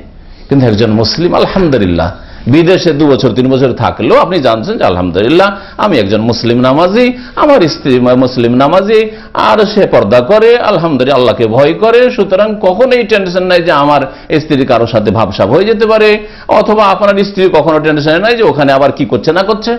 আলহামদুলিল্লাহ এক অপরের আস্থা ভরসা আছে, শান্তি আছে না নাই? কত বড় বরকতের জীবন, আপনি শান্তিতে ঘুমাচ্ছেন। কিন্তু যার টেনশন লাগানো থাকবে যে আমার স্ত্রী যে কার কাছে আজকে রাতে আছে, আর ওই স্ত্রী বলছে আমার স্বামী যে আজকে কার কাছে আছে, শান্তি আছে, ঘুম আসবে? সবচেয়ে বড় বরকত মানসিক বরকত, তাই তো নেই তাদের। অবিল আফআল, অথবা কাজকর্ম দিয়ে বরকত, যেমন শাহাদা ফি সাবিলিল্লাহ, আল্লাহর রাস্তায় শহীদ হও। আপনি শহীদ হলেন আল্লাহর রাস্তায় যদি হন, আল্লাহর দিনকে উঁচা করার জন্য, কালেমাকে উঁচা করার জন্য, তো বরকতের জীবন। এইরকমই ইনফাকুল মাল, আল্লাহর রাস্তায় ব্যয় করা, আপনি কর্ম করলেন, আপনি দান খায়রাত করছেন, বরকত। মসজিদ বানিয়েছেন, বরকত। ইসলামিক লাইব্রেরি বানিয়েছেন, বরকত। দাওয়াতের কাজ করছেন, বরকত। দেখেন যারা দাওয়াতের কাজ করেন সত্যি বরকত আছে। আপনি আল্লাহর দিনের কথা পৌঁছাচ্ছেন, বরকত আছে, মানসিক শান্তি আছে। আপনার কাছে যখন সংবাদ আসবে যে আপনি যে ওই 2 রিয়ালে একটা আমাকে সিডি দিয়েছিলেন, বা একটা যে মেমোরি দিয়েছিলেন, সেটা ভাই আমি শুনেছি, আলহামদুলিল্লাহ আমিও সঠিক জিনিসটা বুঝতে পারি, শিরক বিদআত ছেড়েছি, আর আরো আমি কয়েক ভাইকে দিয়েছি, আর আলহামদুলিল্লাহ অনেকে কিন্তু সাড়া দিয়েছে, আর বলছি সব কথা তো জানতাম না। কত মনটা একটা শান্তি হলো, কত খুশি হলো যে আলহামদুলিল্লাহ আমার 10টা রিয়াল কাজে লেগেছে, তাই না? বরকত।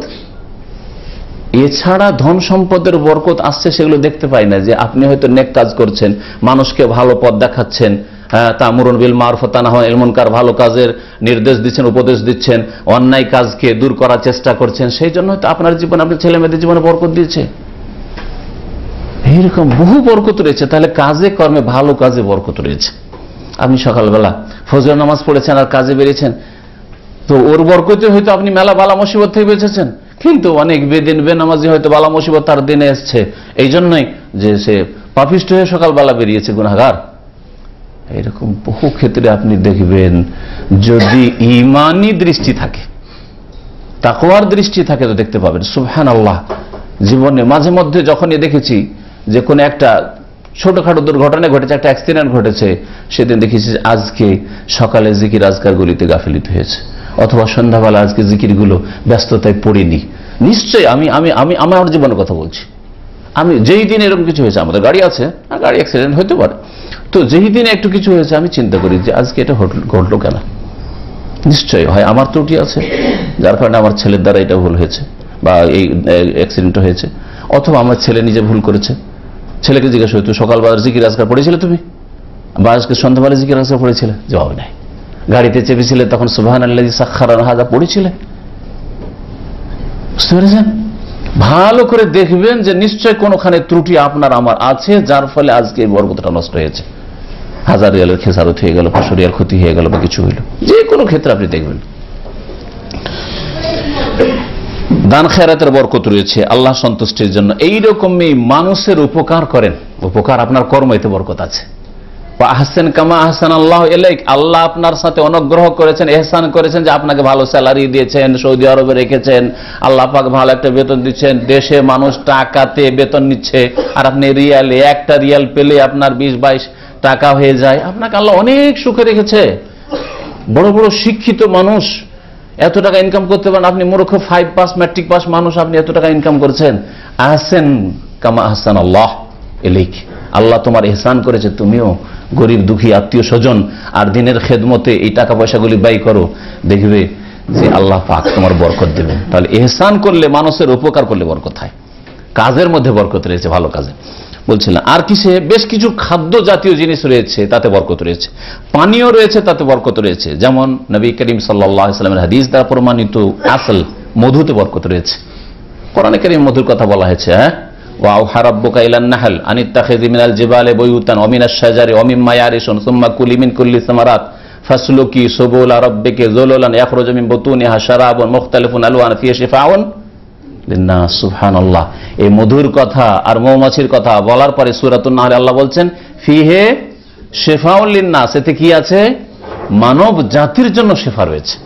শেফাউল লিল মুসলিমিন, শুধু মুসলিমের শেফা হবে কথা বলা হয়নি, শুধু ধার্মিক পরেজগার মুত্তাকির শেফা হবে কথা, শেফাউল লিন-নাস, মানব সকলের জন্য শেফা রয়েছে। তারপরে হাদিস দ্বারা প্রমাণিত, নবী করিম সাল্লাল্লাহু আলাইহি ওয়াসাল্লাম একটা লোক বলছে, সে বলছে ইয়া রাসূলুল্লাহ, যে পেটের অসুখ হয়েছে, পাতলা পায়খানা হচ্ছে, পেটের নাড়ি গড়বড় হয়ে গেছে, বলছে ইসকিহি আসলান, মধু পান করাও। বলছে মধু পান করালাম, তারপরে এসে বলছে যে বেশি হয়ে গেছে। না না, তোমার তোমার ভাইয়ের পেটি মিথ্যুক, না ঠিক করে তুমি মধু খাওয়া। মধু খাইলো, কয়েকদিন ভালো হয়ে গেছে, ভালো হয়ে গেছে, বরকত রয়েছে মধুর। জমজম, জমজমের বরকত, জমজম মাও জমজম লেমা শরিবা লাহু, জমজম পানি যে উদ্দেশ্য পান করবেন তাই হাসিল হবে। এইটি হচ্ছে জায়েজ বরকত, এতটা বললাম, কথা লম্বা হয়ে যাচ্ছে। তাহলে এইসব জিনিসে বরকত রয়েছে। এর পরের বরকতগুলি এখন শোনেন। 2 নম্বর বরকত হচ্ছে তাবারক শিরকি, শিরকি তাবারক, মানে এইরকম বরকতের ধারণা যদি রাখেন বা ওগুলি যদি করেন তাহলে শিরক হয়ে যাবে আপনার দ্বারা। বলছে শিরকি তাবারক কেমন? মায়া তাকাদু আহলুল জাহিলিয়া, যেমন জাহিলিয়াতের যুগের মুশরিকরা ভ্রান্ত ধারণা রাখতো, ওয়ায়াজুন্নুনাহু ফি আওসানিহিম, তাদের দেবদেবীতে বিশ্বাস করতো যে তাতে বরকত রয়েছে, মিনাল বারাকা। আর দেবদেবীর কাছে গেলে বা প্রসাদ নিয়ে গেলে, কিছু নজরানা পেশ করলে মনের কামনা বাসনা পূরণ হয়। এই জন্য কথার দ্বারা, কাজ দ্বারা সেসব দেবদেবীর তারা শ্রদ্ধা সম্মান পেশ করত। কবরের কাছে গিয়ে কি বলে, নীরবতা পালন করা। জি হ্যাঁ, কবরের ফুল চড়ানো। রাজনৈতিক নেতাদের কবরে ফুল চড়াচ্ছে বা নীরবতা পালন করছে, এগুলি হচ্ছে পাশ্চাত্য সভ্যতা, ইহুদি নাসারাদের অনুকরণ। এগুলো হচ্ছে কাফির ইহুদি নাসারাদের অনুকরণ। তার কাবন না সোনানা মান কানা কাবলাকুম, নবী সাল্লাল্লাহু আলাইহি ওয়াসাল্লাম বলেছেন যে তোমাদের পূর্বের জাতি ইহুদি নাসারাদের তোমরা তরিকাই চলবে। কিন্তু যদি ধর্মীয় নেতা, আলেম ওলামা আর পীর মাশায়েখ বুজুর্গানে দিন যারা, তাদের কবরে ফুল চড়ানো হয়, তাদের কবরের কাছে যদি নিরাপত্তা পালন করা হয়, চোখ বন্ধ করা হয়, তাহলে কি, হ্যাঁ তাহলে কি বলেন? এখানে বেশি মারাত্মক শিরক আছে। কারণ নেতাদেরকে হয়তো ভালোবাসে না, কিন্তু যেহেতু পার্টি করি আর বসে মৃত্যু দিবস, জন্ম দিবস, কোন একটা দিবসে যেতে হবে, কয়েকটা ফুল চড়াইতে হবে, না হলে পার্টি থেকে বের করে দিতে পারে, না হলে আগামীতে হয়তো ইলেকশনে আমাকে নাও দিতে পারে সুযোগ, তাই না? দুনিয়ার গরজে হয়তো গেছে, ওই শ্রদ্ধা এহতেরাম হয়তো নেই নেতার। কিন্তু যারা ধর্মগুরুর কাছে, আলেমের কাছে, কবর কাছে, পীরের কবর কাছে, মাজারে গিয়েছে, তারা তো এই ধরনের যে এখানে পাওয়া যায়। নেতার কাছে কখনো এইটা মনে করে যাই না ফুল চড়াইতে নেতার কবরের কাছে, অথবা নীরবতা পালন করতে, যে এখানে আসলে পাওয়া যায়, এখানে আসলে ওখানে সুযোগ পাওয়া যায়, মানে পার্টিতে সুযোগ পাওয়া যায়। কিন্তু যারা কবর মাজারে যাচ্ছে, পীরের কবরের কাছে যাচ্ছে, পাকা কবর কাছে যাচ্ছে, তারা মনে করছে কবর থেকে পাওয়া যায়, তাই না? এখান থেকে ফয়েজ আসে, এখান থেকে বরকত আসে, এখান থেকে অন্তর আলোকিত হয়, এখান থেকে মনের কামনা বাসনা পূরণ হয়। বড় শিরক। তাহলে এগুলি হচ্ছে শিরকি তাবাররুক, বরকত হাসিল করা। বলছেন ওয়া হুয়া আইনু মা ইয়াকসুদুল মুশরিকুনা মিনাল মুনতাসিবিনা লিল ইসলাম। আজকাল জাতিতে মুসলিম কিন্তু ওই রকমের শিরকি আকীদা রাখি, একই রকমের কাজ করছে যা জাহিলিয়াতের যুগের আরব মুশরিকরা দেবদেবীর কাছ থেকে তাবাররুকের খেয়াল রাখতো। সুতরাং তারা যায় ওইসব নেক লোকদের কবর কাছে, আর ওইসব যেসব জায়গায় পবিত্র স্থান, পবিত্র ভূমি মনে করে সেসব জায়গায় যায়। আর ফাত্তাবাউ সুনানাল মুশরিকিন, মুশরিকদের আদর্শের অনুসরণ করে। এই শিরকি তাবাররুককে আবার 2 ভাগে ভাগ করতে পারেন। প্রথমখানে আমি সংক্ষেপে বলেছি, একটা হচ্ছে তাবাররুক শিরকি এতেকাদি, অন্তরের বিশ্বাসের শিরকি তাবাররুক। বিশ্বাসের শিরকি তাবাররুক কেমন? ওয়া হুয়া আইয়া তাকিদা আন্না যালিকা শাইয়ুতিল বারাকাতি বিযাতিহি, বিশ্বাস যে পীর মাশায়েখ ওলি আউলিয়ার কবর মাজারে নূর আছে, ফয়েজ আছে, বরকত আছে, ওখান থেকে পাওয়া যায়, এই বিশ্বাস রাখে। এতটা শুধু বিশ্বাস রাখে, হয়তো যাওয়ার সুযোগ সুবিধা হয়নি কিন্তু বিশ্বাস রাখে। এটা হচ্ছে তাবাররুক শিরকি এতেকাদি, বিশ্বাসের অন্তরের শিরক, অন্তরের শিরক মজুদ আছে। সারা জীবনটা সৌদি আরবে চাকরি বাকরি করেন, আর ওই রকম সুযোগ সুবিধাও হয়নি, আর কোন সাথীর সঙ্গেও পাননি, সেই জন্য শাহজালাল মাজারে যাননি। ওই রকম কোন ভিসা টিসারও ব্যবস্থা হয়নি, সেই জন্য আপনি ভারতে যাননি, আর ওই আজমের শরীফে যাননি। কিন্তু আজমের শরীফ আপনি যেতেন, আজমের শরীফ শরীফই মনে করেন, যেতেন সুযোগ সুবিধা পেলে, বিশ্বাস আছে যে গেলে পাওয়া যায়। তাহলে আপনার এই তাবারক হচ্ছে তাবারক শিরকি এতেকাদি, বিশ্বাসের শিরকি তাবারক। যে এইসব জায়গায় বা এইসব কাজে বরকত রয়েছে। যদিও এই বিশ্বাসের সাথে আমল করার, কর্ম করার সুযোগ সুবিধা হয়নি, মানে এইসব কাজগুলি করার সুযোগ হয়নি। 2 নম্বর বা খ, কিসের তাবারক? শিরকি তাবারকের দ্বিতীয় হচ্ছে তাবারক শিরকি আমালি, আমলগত কর্মগত শিরকি তাবারক। যেমন এমন কিছু কাজ করে যেই কাজগুলি আল্লাহ ছাড়া কারো জন্য করা যায় না। যেমন সেজদা কার জন্য? আল্লাহর জন্য। জবাই কার জন্য? আল্লাহর জন্য। তওয়াফ কার ঘরের? আল্লাহর ঘরের, ঠিক না? দোয়া কার কাছে করবেন? আল্লাহর কাছে। এখন এই 4টা জিনিস নিয়ে একটা করে দেখেন। সেজদা কবরে গিয়ে করে, তওয়াফ কাবা ঘরের নয়, কাবা ঘরে সুযোগ সুবিধা হইলে আসলো হজমরে তখন করলো, কিন্তু মাজারে তওয়াফ করে। হ্যাঁ, তারপরে হ্যাঁ জবাই ওই মাজারি করে, বুঝতে পারছেন? দোয়া ওই বাবার কাছে, বাবা গো আমাকে একটা ছেলে দাও, বাবা গো আমার রোগ ভালো করো। হ্যাঁ, কাবার উপরে সৌদি আরবের সরকার কাবার উপরে প্রাচীন যুগ থেকে চলে আসছে এই সুন্নত, এটা শরীয়ত সম্মত বিষয় যে কাবা ঘরের উপরেই শুধু গোলাপ চড়ানো হবে। গোলাপ চাদর কার উপর চড়ানো হবে? কাবা ঘরের ওপরেই শুধু চড়ানো হবে, মসজিদে হারামের পুরোটার উপরে চড়ানো যাবে না। কাবা ঘর ছাড়া মসজিদে হারামের পুরো বিল্ডিং এ যদি চাদর চড়ানো হয় সেইটা বিদআত হবে। মসজিদের নববীর উপরে যদি চাদর চড়ানো হয়, গোলাপ চড়ানো হবে, সেই জন্য নাই সেখানে। নবী সাল্লাল্লাহু আলাইহি ওয়াসাল্লামের জামানার আগে থেকে, প্রাচীন যুগ থেকে চলে আসছে কাবা ঘর গেলাফে ঢাকা, চাদরে ঢাকা, বুঝছেন না? এখন আপনি কবরেও যদি চাদর চড়ান তো কি করলেন? হয় শিরক করলেন, না হয় বিদআত করলেন। যদি মনে করেন যে কবরে চাদর চড়িয়েছি কারণ এটা মোবারক স্থান সেজন্য চাদর চড়িয়েছি, তাহলে এটা বিদআত করলেন। এখান থেকে কিছু পাওয়া যায় না, তবে চাদর চড়িয়েছি। আর যদি মনে করেন যে চাদর চড়িয়েছি, চাদর চড়ে আমার রুজিতে বরকত হবে, মনের কামনা বাসন পুরো হবে, সেই জন্য বাবার জন্য একটা চাদর নিয়েছি, যেমন চাদর কিনে কিনে দেয় ওখানে, তাহলে শিরক করলেন আপনি। কারণ ভাবলেন যে এই চাদরের মাধ্যমে আমি কিছু পাবো বাবার কাছ থেকে। তাহলে শিরকি এতেকাদি তাবারক একটা হলো, আর আরেকটা হচ্ছে শিরকি আমলি কর্মগত তাবারক হলো। যেমন জবাই করা, ইন্দাল কুবুর, কবর কাছে জবাই করা, কোনো গাছের কাছে জবাই করা, কোনো পাথরের সামনে জবাই করা, কোনো আস্তানায় জবাই করা, হ্যাঁ, কোনো খানকায় জবাই করা, বিশেষ কোনো জায়গায় জবাই করা।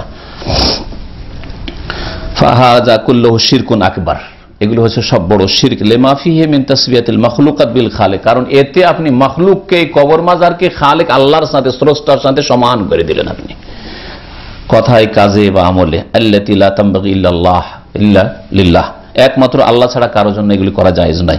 মহান আল্লাহ ইরশাদ করে সূরা জিনের আয়াত নম্বর 18, ওয়ান্নাল মাসাজিদা লিল্লাহ, মসজিদ কার জন্য?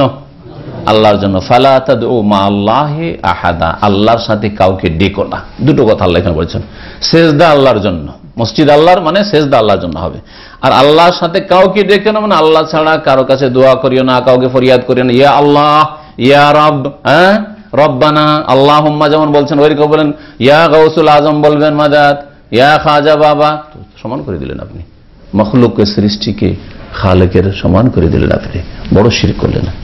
ওয়াকাল আনিন নার, আন আহলিন নার, জাহান্নামীদের সম্পর্কে আল্লাহ পাক ইরশাদ করেছেন, কালু ওয়াহুম ফিহা ইয়াখতাসিমুন, জাহান্নামে জাহান্নামীরা জ্বলবে আর একে অপরের সাথে তর্ক বিতর্ক করে ঝগড়া করবে, তুই তো আমাকে জাহান্নামে নিয়ে এসেছিস। মুরিদ ভক্ত বলবে ওই মুরব্বীকে যে তোমার কারণে তো আমাকে, আপনার কারণে তো আমাকে আসতে হয়েছে, আপনি এইভাবে আমাকে গুমরা করেছেন। হ্যাঁ, ও আলেম মৌলবী যে মাজারে বলেছে মাজার ওলিয়া ওলিয়া দিতে পারেন, আপনারা তো এই কাজ করেছেন।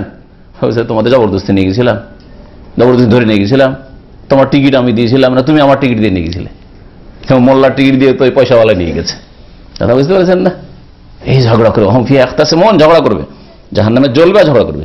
তাল্লাহি ইন কুন্না লাফি যালালিম মুবিন, আর তখন বুঝতে পারবে এখন আদা খেয়ে স্বাদ পেয়েছে না, আদা খেয়েছিল দুনিয়াতে, শিরিক করেছিল, আর স্বাদ পাচ্ছে জাহান্নামে। তো তখন বলবে তাহলে আল্লাহর কসম ইন্না কুন্না লাফি দালালিম মুবিন, আমরা বড়ই গুমরাহিতে ছিলাম, স্পষ্ট ভ্রষ্টতায় ছিলাম। ইয নুসাউইকুম বিরাব্বিল আলামিন, যে তোমরা হে জিলানি, হে চিস্তি, হে উমুক, হে শাহজালাল, আপনাদেরকে আমরা রব্বুল আলামিনের সমান করে দিয়েছিলাম। আপনাদেরকে রব্বুল আলামিন সমান, আপনাদেরকেও সেজদা করে আসতাম, আর ওই সেজদা করতাম আল্লাহকেও। নামাজ পড়তাম মসজিদে, আল্লাহর সেজদা আর মাজারে ওসব সেজদা করতাম। কাবার উপরেও গেলাম, কাবার গেলাম ধরেও কাঁদতাম, কেঁদেছি হজে গিয়ে, ওমরায় গিয়ে। আর এই গেলাফ, মাজারের গেলাফ ধরো কি কান্না, আমার চোখে দেখা এক মাজারে এক শিক্ষিত, মনে হচ্ছে টাইফাই দেখে তো মনে হচ্ছে কমপক্ষে MA পাস, মাস্টার ডিগ্রি করা লোক, হ্যাঁ, ডাক্তার, ইঞ্জিনিয়ার, কি যে আছে আল্লাহ। আর গোটা মাথাটা ঢুকিয়ে দিয়ে চাদরের মধ্যে, মাজার মধ্যে, আর কি কান্না, কাঁদছে, চিৎকার করে সুবহানাল্লাহ। আমার চোখ দেখেছে, আল্লাহ সাক্ষী রয়েছে। ওই লোককে যদি বলা হয় যে মক্কা এসে তোমাকে কাঁদতে হবে, কাবা ঘরে, মদিনায় কাঁদতে হবে, হয়তো তৌফিক হবে না, কারণ মুশরিকদের ওই তৌফিক হয় না। ওইটা তো তৌহিদ প্রতিষ্ঠাকারীদেরই তৌফিক হয় যে আল্লাহর ঘরে গিয়ে কাঁদতে পারে তারা। 3 নম্বর তাবারক হচ্ছে তাবারুকুল বিদআতি তাবারক। শিরিক পর্যন্ত পৌঁছাবে না, কিন্তু বিদআত হচ্ছে গুমরাহি, আর গুমরাহির পরিণাম জাহান্নাম। যদিও চিরকাল হয়তো জাহান্নামে থাকবে না, বড় শিরিক পর্যন্ত না পৌঁছিলে। সেটা হচ্ছে আইয়ুফআলা ইনদাল কুবুর ওয়া নাহওয়িহা আফআলান লিল্লাহি তাআলা আও ইয়াতামাসসাহ বিল কাবাতি আও বিকবরিন নবী সাল্লাল্লাহু আলাইহি ওয়াসাল্লাম নাহওয়িহা ইয়াতলু মিনহাল বারাকাহ। বলছেন যে কবরের কাছে গিয়ে অথবা এইরকমই কোনো আর আস্থানা মোবারক জায়গা মনে করছে, অথচ কোরআনে বা হাদিসে সমর্থিত মোবারক জায়গা নয়, সেসব জায়গায় গিয়ে কি করলো, এমন কাজ করলো যেগুলি আল্লাহর জন্য হওয়া উচিত ছিল, যেগুলি আল্লাহর জন্য হয়তো সেগুলো ওখানে করলো না। আল্লাহর জন্য হয়তো যদি ওইগুলো ওদের জন্য করে তাহলে তো বড় শিরক হয়ে যাবে। এখানে বিদআতি তাবারুকের কথা বলা হচ্ছে। বলছে আইয়াফালা ইনদাল কুবুর, কবরের কাছে গিয়ে, কবরকে সেজদা করলো না, কবর আল্লাহর কাছে চাইলো না, কিন্তু এমন কিছু কাজ করলো যেই কাজগুলি আল্লাহর জন্যই করলো, আল্লাহর জন্য করলো। যেমন এর উদাহরণ শুরুতে একটা দিয়েছে, ওইটা হইতে পারে। সেটা হচ্ছে যে ওই খাসি মুরগ জবাই করলো মাজারের কাছে গিয়ে। আর অনেকে বলে, আমাকে অনেকে বলেছে এইরকম বিদআতপন্থীরা, যে আমরা তো ওই মাজারওয়ালা পীরের উদ্দেশ্যে জবাই করি না, আল্লাহর জন্যই করছি। ওখানে গরিব মিসকিনরা, দূর দূরান্ত বিভিন্ন ডিস্ট্রিক্ট থেকে লোকেরা আসছে, ওরসে এসছে, ওদেরকে খাওয়ানোর জন্য, আল্লাহকে রাজি করার জন্য জবাই করলো। খাওয়াবে কাকে? যারা এসছে এই গুনাহ করতে, শিরক কুফরি করতে এসছে, তাদেরকে খাওয়াবে। নেকির আশায় খাওয়াচ্ছে, আল্লাহর সন্তুষ্টির জন্য। কিন্তু কোথায় গিয়ে খাওয়াচ্ছে? মাজারে গিয়ে জবাই করছে বা খাওয়াচ্ছে। বুঝতে পারছেন না? তো এটা হচ্ছে বিদআতি তাবাররুক, যে মাজারে দান করলে বা মাজারে গিয়ে খাসি মুরগ জবাই করে খাওয়ালে বেশি নেকি হবে, গ্রামের গরিবকে খাওয়ালে অত নেকি হবে না। সেই জন্য খাসি মুরগের হিড়িক পড়ে যায় ওরসের মেলার সময়। বুঝতে পারছেন? 2 রকম লোক যায় তাহলে ওখানে। কিছু লোক যায় যে আল্লাহর জন্যই করছি, তবে ওখানে গরিব দুঃখীরা আছে, ওখানে কি মোবারক জায়গায় খাওয়াবো, আর তাহলে এটা হলো বিদআতি তাবাররুক। আর যদি মনে করে যে না, এটা ওখানে গিয়ে যদি জবাই তো বাবা বেশি খুশি হবে, আর বাবা খুশি হলে জীবনটা সুখী হবে, আমার ছেলে মেয়েরা সুখী হবে, তাহলে বড় শিরক করলো। শিরকি তাবাররুক হইতে পারে, আর বিদআতি তাবাররুক হইতে পারে। আও ইয়াতামাসসাহ বিল কাবা, অথবা কাবাকে এসে জড়িয়ে ধরে। কাবার চাদর চারিদিক থেকে জড়িয়ে ধরা, এটা বিদআত। কিন্তু কাবার চাদর জড়িয়ে ধরে থাকে যে অনেকে, গেলাফ ধরে যেখানে সেখানে না। মুলতাজাম অর্থাৎ দরজা আর হাজরে আসওয়াদের মাঝখানে এই জায়গায় দোয়া করা শুধু প্রমাণিত রয়েছে, বা সেখানে এসে জড়িয়ে ধরা। বাকি কাবার যেখানে সেখানে হাত দিয়ে আর চুমা দিচ্ছেন, হাজরে আসওয়াদের চুমা দেন, কিন্তু যেখানে সেখানে যদি চুমা দেন, 4 কোনায় চুমা দেন, তাহলে এগুলো বিদআতি তাবাররুক, বরকত হাসিলের জন্য করছেন। এমনকি রুকনে ইয়ামানি তো স্পর্শ করা আছে, কিন্তু চুমা দেওয়া নেই, তাহলে যেটা নেই সেটা যদি করেন তো এটা বিদআতি। আপনি তো বরকতের জন্য করতে চাইছেন, তাহলে এটা বিদআতি তাবাররুক। এটাই যদি বিদআতি তাবাররুক হয়, তো অন্য জায়গায় কি না হইতে পারে? আও বিকবরিন নবী সাল্লাল্লাহু আলাইহি ওয়াসাল্লাম, নবী সাল্লাল্লাহু আলাইহি ওয়াসাল্লামের কবরের কাছে এসে, নবী সাল্লাল্লাহু আলাইহি ওয়াসাল্লামের কবরের কাছে এসে বড় একেবারে খুশুর সাথে, যেমন নামাজে দাঁড়ায় এভাবে দাঁড়িয়েছে সালাম পড়ার জন্য, তারপরে ওখানে এসে মনে করে যে এখানে দাঁড়াইতে পারলে বরকত হাসিল হয়, আল্লাহ বরকত দেন, নবীর বরকত না আল্লাহর বরকত, তাহলে বিদআতি। আর যদি বলে যে এই নবী বরকত দিতে পারেন, নবী নূর আলোকিত করে দিবেন, নূর দান করবেন, তাহলে শিরক হয়ে যাবে। হ্যাঁ জি, ইয়াতলু মিনহাল বারাকা, সেখান থেকে যদি বরকত উদ্দেশ্য, ফাহাযা তাবাররুক ওয়াসিলা ওয়া ওয়াসতা ইলা শিরক, এই তাবাররুক হচ্ছে শিরকের মাধ্যম, শিরক না হলেও শিরকের মাধ্যম। লাম ইয়াজান বিহিল্লাহু তাআলা, আল্লাহ এর অনুমতি দেননি, ফাকানা বেদিয়ান, সুতরাং এই বরকত হচ্ছে বিদআতি বরকত। নাম পরিবর্তন হলে আসল বিষয় পরিবর্তন হয় না, যদি কাজ ওই রকমই থাকে। যেমন এখানে এরা এই হাদিসটাই রয়েছে, লেখক বলতে চাইছেন যে এরা কি বলেছিল যে আমাদের জাতে আনুয়াত দেন, ওদের যেমন জাতে আনুয়াত আছে, হ্যাঁ জাতে আনুয়াত, তাই না? শুধু কি করব, অস্ত্রগুলি লটকাবো আর আমরা ওখানে একটু বসবো। নাম দিয়েছিল জাতীয় অনুমাত, ওর নাম দেব দেবী দেয়নি, তাই না? আল্লাহ ছাড়া অন্যের পূজা দেয়নি, পূজা নাম দেয়নি, কিন্তু পূজাই ধরেছেন নবী সাল্লাল্লাহু আলাইহি ওয়াসাল্লাম। তাই তো বলেছেন আল্লাহু আকবার, কি করলে তোমরা, কি কথা বললে তোমরা? তাহলে নাম চেঞ্জ হইলে আসল বিষয় চেঞ্জ হয় না। এর একটা সহজ উদাহরণ দিয়ে তাহলে বুঝবেন। মদকে যদি বলেন যে রুহানি পানীয়, তাহলে কি হুকুম চেঞ্জ হয়ে যাবে, যেন হালাল হয়ে গেল?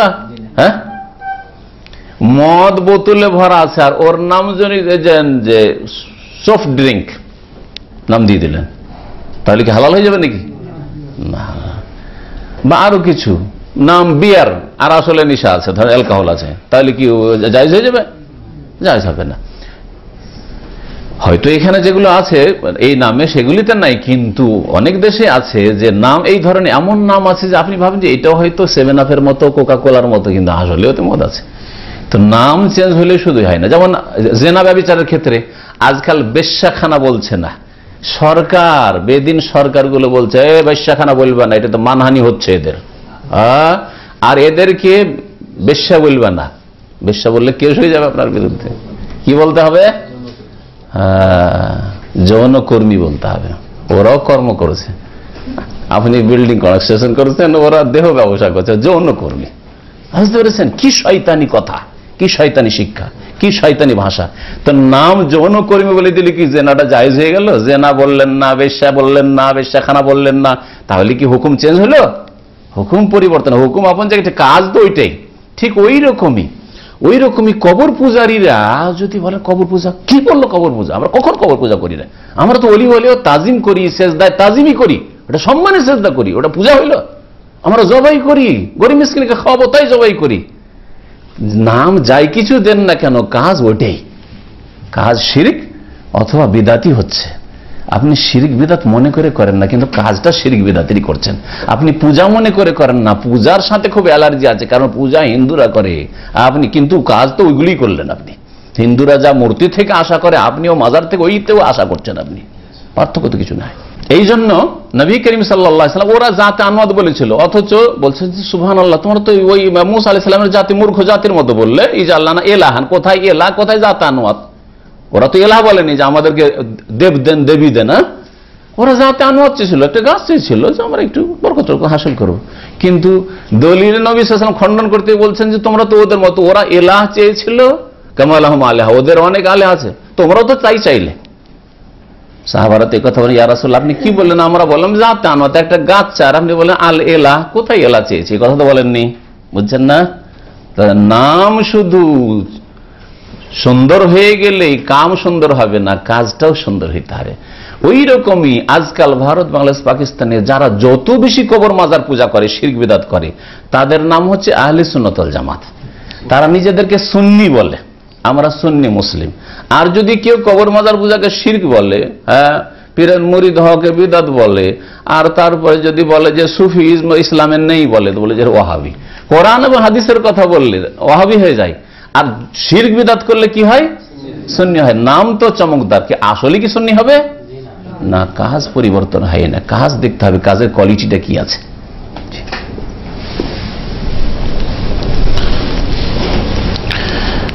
আর একটা বিষয় শুধু বাকি আছে, সেটা হচ্ছে যে নবী করিম সাল্লাল্লাহু আলাইহি সাল্লামের পরে কোন নেক লোক, কোরআন হাদিস মোতাবেক আসলে নেক লোক, যেমন সাহাবীরা চলে গেছেন। আজকের যুগেও কোরআন হাদিসের আলেম ওলামা আছে না, নেই? আচ্ছা, উদাহরণস্বরূপ আপনাদেরকে বলছি, কাবা শরীফের ইমাম, আমরা বিশ্বাস করি তারা কোরআন সুন্নাহর অনুসারী ইনশাআল্লাহ, তাই না?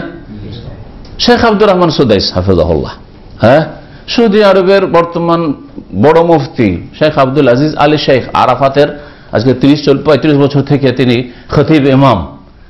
এরা নেক লোক, পরেজগার লোক, কোরআন সুন্নাহর বড় আলেম। এর চেয়ে বড় আলেমরা 3 জন ইন্তেকাল করলেন আমাদের জীবন আমরা পেয়েছি। শেখ নাসিরউদ্দিন আলবানী, শেখ ইবনে বাজ, শেখ ইবনে উসাইমিন রাহিমাহুল্লাহ, তাদের যুগ পেয়েছি। আর অনেকের সাথে সালাম মুসাফা করেছি, দারসেও হাজির হয়েছি। তো এরা কোরআন হাদিস, এরা বেদাতি আলেম নয় নিঃসন্দেহে, ঠিক না? কোরআন এবং হাদিসের আলেম। এখন এদের থেকে কিছু বরকত হাসিল করা যাবে?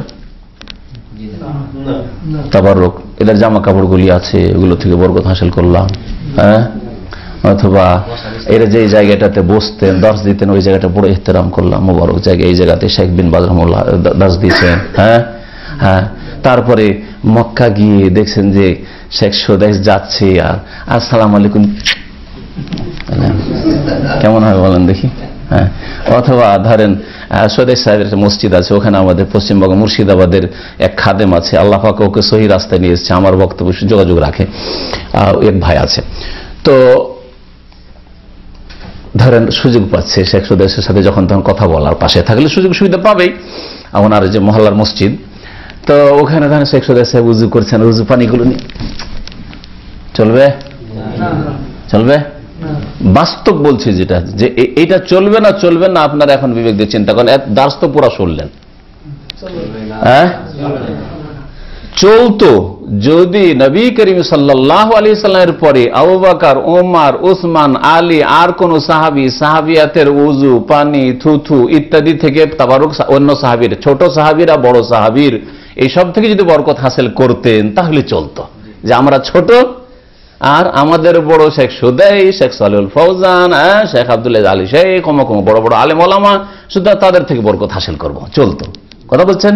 কিন্তু নবী করিম সাল্লাল্লাহু আলাইহি সাল্লামের পরে যেহেতু খলিফা, প্রথম খলিফা, সুবহানাল্লাহ, 10 জনের সার্টিফিকেট জান্নাতের দুনিয়াতেই চলছে, দুনিয়াতে জান্নাতি জান্নাতি চলছে, এখনই জান্নাতি আসছে। আবু বকর উজুর পানি কেউ মাখেনি, থুথু কেউ নেয়নি। আবু বকরের লেবাস পোশাক থেকে বরকত হাসিল করি, আবু বকরের চুলগুলি রাখি, যেমন নবী সাল্লাল্লাহু আলাইহি ওয়াসাল্লাম চুলগুলি রেখেছিলাম, আবু বকরের চুলগুলি থেকে শেফা নেব, করেননি। সুতরাং আর কারো শেখ সুদাইসেরও চলবে না, সালেহুল ফৌজানের চলবে না, আমারও চলবে না, আপনারও চলবে না, আমার বাপেরও চলবে না, আপনার বাবারও চলবে না। বুঝছেন না? জি হ্যাঁ। এই ক্ষেত্রে বেশ কিছু আলেমরা ভুল করেছে। তার মধ্যে ইমাম নববী রাহমাতুল্লাহ, আল্লাহ মাফ করেন, তার এই ভুলটা হয়েছে যে তিনি বলেছেন যে যারা কোরআন হাদিসের আলেম ওলামা নেক লোক, তাদের থেকে তাদের থুথু, তাদের পানি, তাদের উজু পানি, তাদের চুল ইত্যাদি থেকে বরকত নেওয়া যেতে পারে, কিন্তু এটা একেবারে ভুল, কারণ এর কোনো দলিল নাই। নবী করিম সাল্লাল্লাহু আলাইহি সাল্লামের মধ্যে আর অন্য উম্মতের লোকের মাঝে তাহলে পার্থক্য থাকলো না, বড় বিষয় এটা। আর রসুলের মাঝে আর রসুলের উম্মত আবু বকর হোক না কেন, অনেক পার্থক্য, ঠিক না? এতে বিশ্বাসী আমরা। কোথায় সুদাইস, কোথায় সালেহুল ফৌজান, আর কোথায় রাসূলুল্লাহ সাল্লাল্লাহু আলাইহি ওয়াসাল্লাম? রাসূলুল্লাহ সাল্লাল্লাহু আলাইহি ওয়াসাল্লাম চুল থেকে বরকত নিতেন সাহাবারা, রাসূলুল্লাহ সাল্লাল্লাহু আলাইহি ওয়াসাল্লাম উজুর পানি থেকে বরকত নিতেন, সেই জন্য সুদাইসের উজুর পানি থেকে বরকত আর চুল থেকে বরকত দেওয়া শুরু করবো, হ্যাঁ? এইটা চলবে না, তাহলে রসুলের সমান করে দিলাম, বুঝছেন না? সেই জন্য কোরআন এবং হাদিসের আলেমে দ্বীন, ওলি আউলিয়া, পরহেজগার হইলেও বরকত এইরকম নেই। তবে তাদের দর্শনেন, তাদের আলোচনা শুনেন আর উপকৃত হন, এই ধরনের বরকত ঠিক আছে। তাদের এলেম থেকে আপনি নিজের জীবনটাকে বরকতপূর্ণ করেন। তো এই বিষয়টিও এখানে শেখ ভাষ্যকার শেখ আব্দুল্লাহ সাহেব কোসাইয়ের খুব, আল্লাহ পাক রব্বুল আলম তার হেফাজত করেন, রিয়াজের একজন বড় আলেম, খুব সুন্দর করে উনি আলোচনা করেছেন।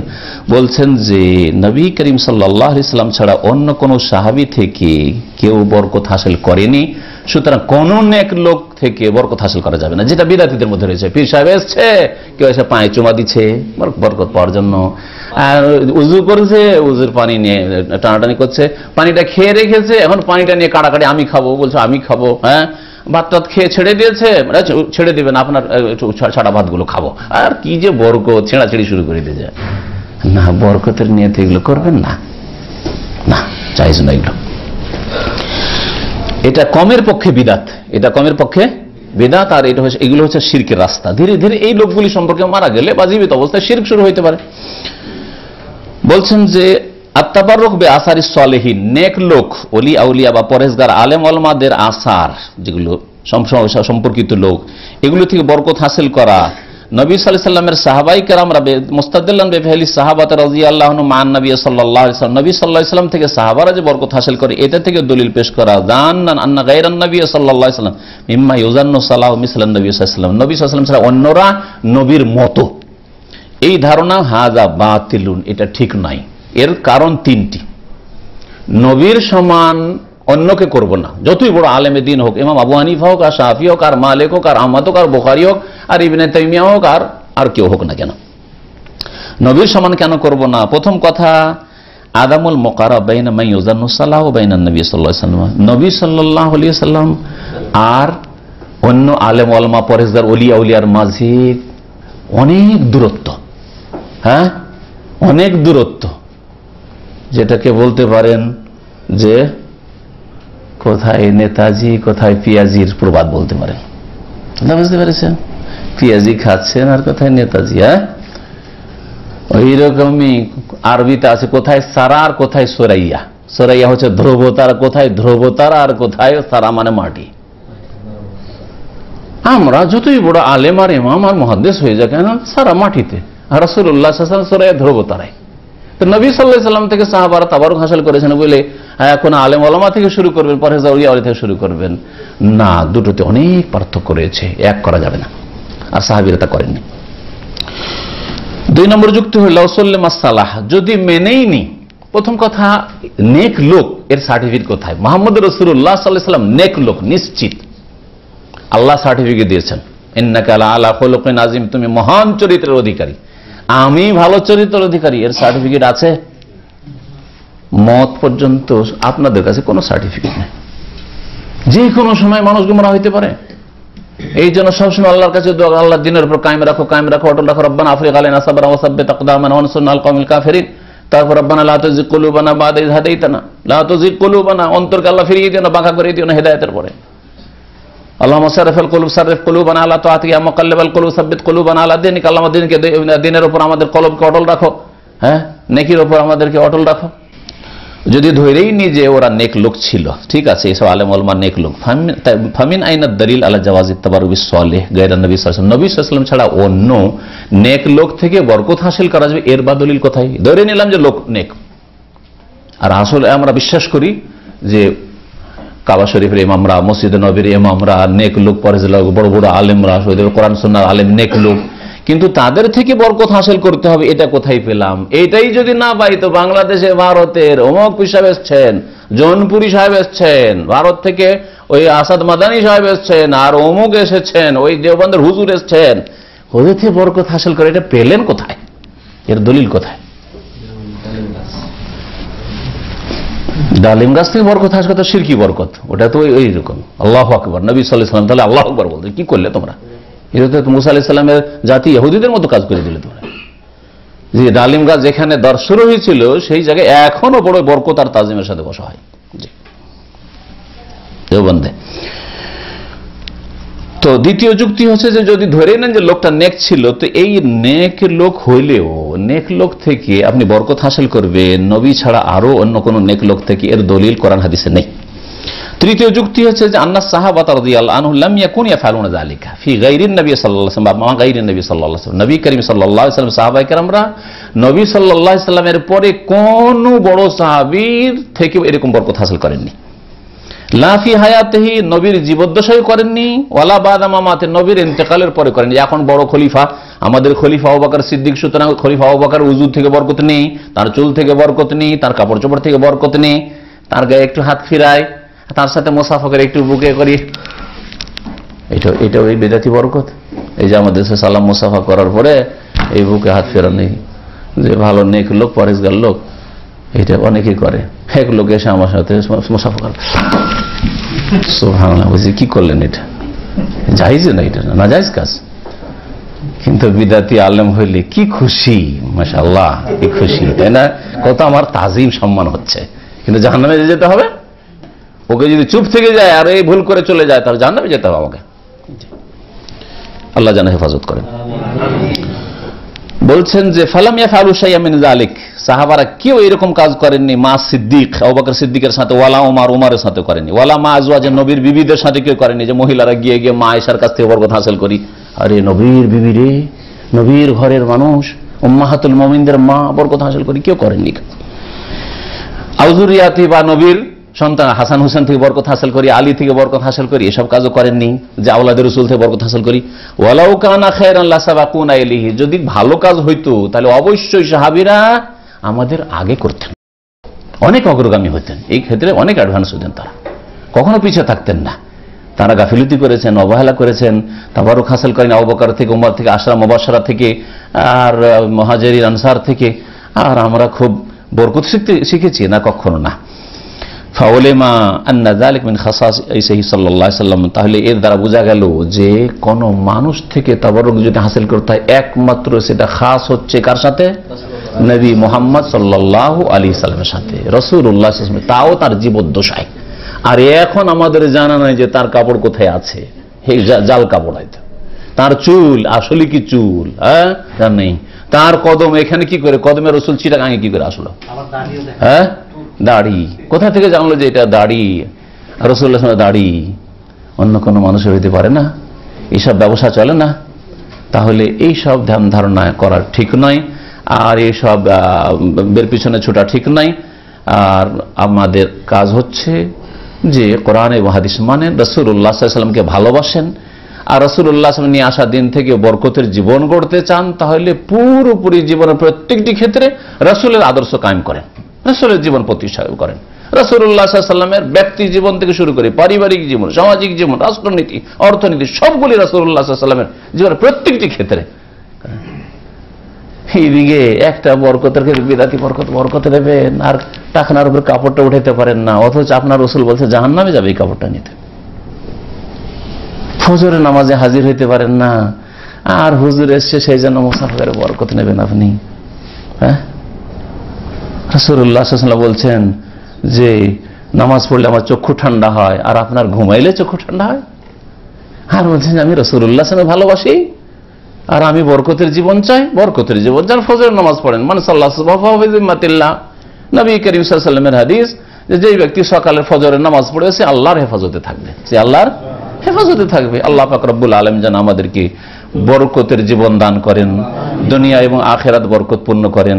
আল্লাহ পাক আমাদেরকে জায়েজ বরকত গ্রহণ করার তৌফিক দান করেন, শিরকি বিদআতি বরকত থেকে আমাদেরকে যেন বাঁচিয়ে রাখেন। সুবহান রাব্বিকা রাব্বিল ইজ্জাতি আম্মা ইয়াসিফুন ওয়া সালামু আলাল মুরসালিন আলহামদুলিল্লাহি রাব্বিল আলামিন। রওজা কেন বললেন? এটা একটা বেদাতি কথা, যেমন জান্নাতুল বাকি বেদাতি, জান্নাতুল মুআল্লা বেদাতি, নবীর কবরকে রওজা বলা বেদাতি কথা। কবরকে তিন ভাগে ভাগ করা, নবীর কবর, নবীর রওজা, আর পাকা কবরগুলি মাজার। শাহজালালের কবরকে বলে শাহজালালের মাজার, চিশতির খাজা বাবার মাজার কবর নয়, আব্দুল কাদের জিলানীর মাজার, তাও মাজার শরীফ করতে হবে, হ্যাঁ। আর আপনার বাপের কবর, আমার বাপের মাজার বলছেন? আপনার বাপ বেশি হক রাখে আপনার কাছে, না জিলানী চিশতি বেশি হক রাখে? বাবা হক রাখে। তো বাবার মাজার কেন বলেন না? বাবার রওজাটা কেন বলেন না? হ্যাঁ, আমার মায়ের মাজার, মায়ের রওজা কেন বলেন না? আমার মায়ের মাজার শরীফ কেন বলেন না?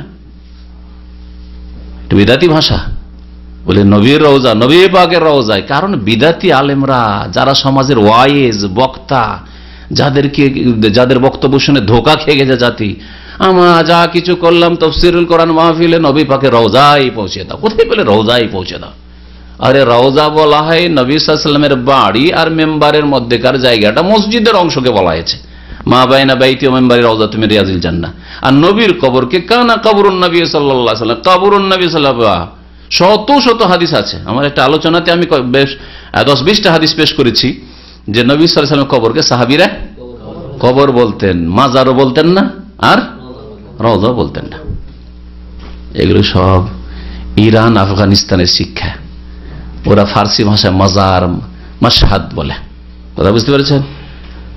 আর নবীর কবর রওজা, এগুলো ওই সব ধর্ম, কোরআন এবং হাদিসের ধর্ম না। আর মক্কা মদিনা থেকে এসব যায়নি। জি, একটা আরবিকে ভালো করে বলেন যে রওজাতুন নবী, রওজাতুন নবী, নবীর কবর রওজা, হাসবে আপনাকে নিয়ে। আর না হলে আনতা জাহিল মাতারিফ আল্লাহ কবরুন নবী।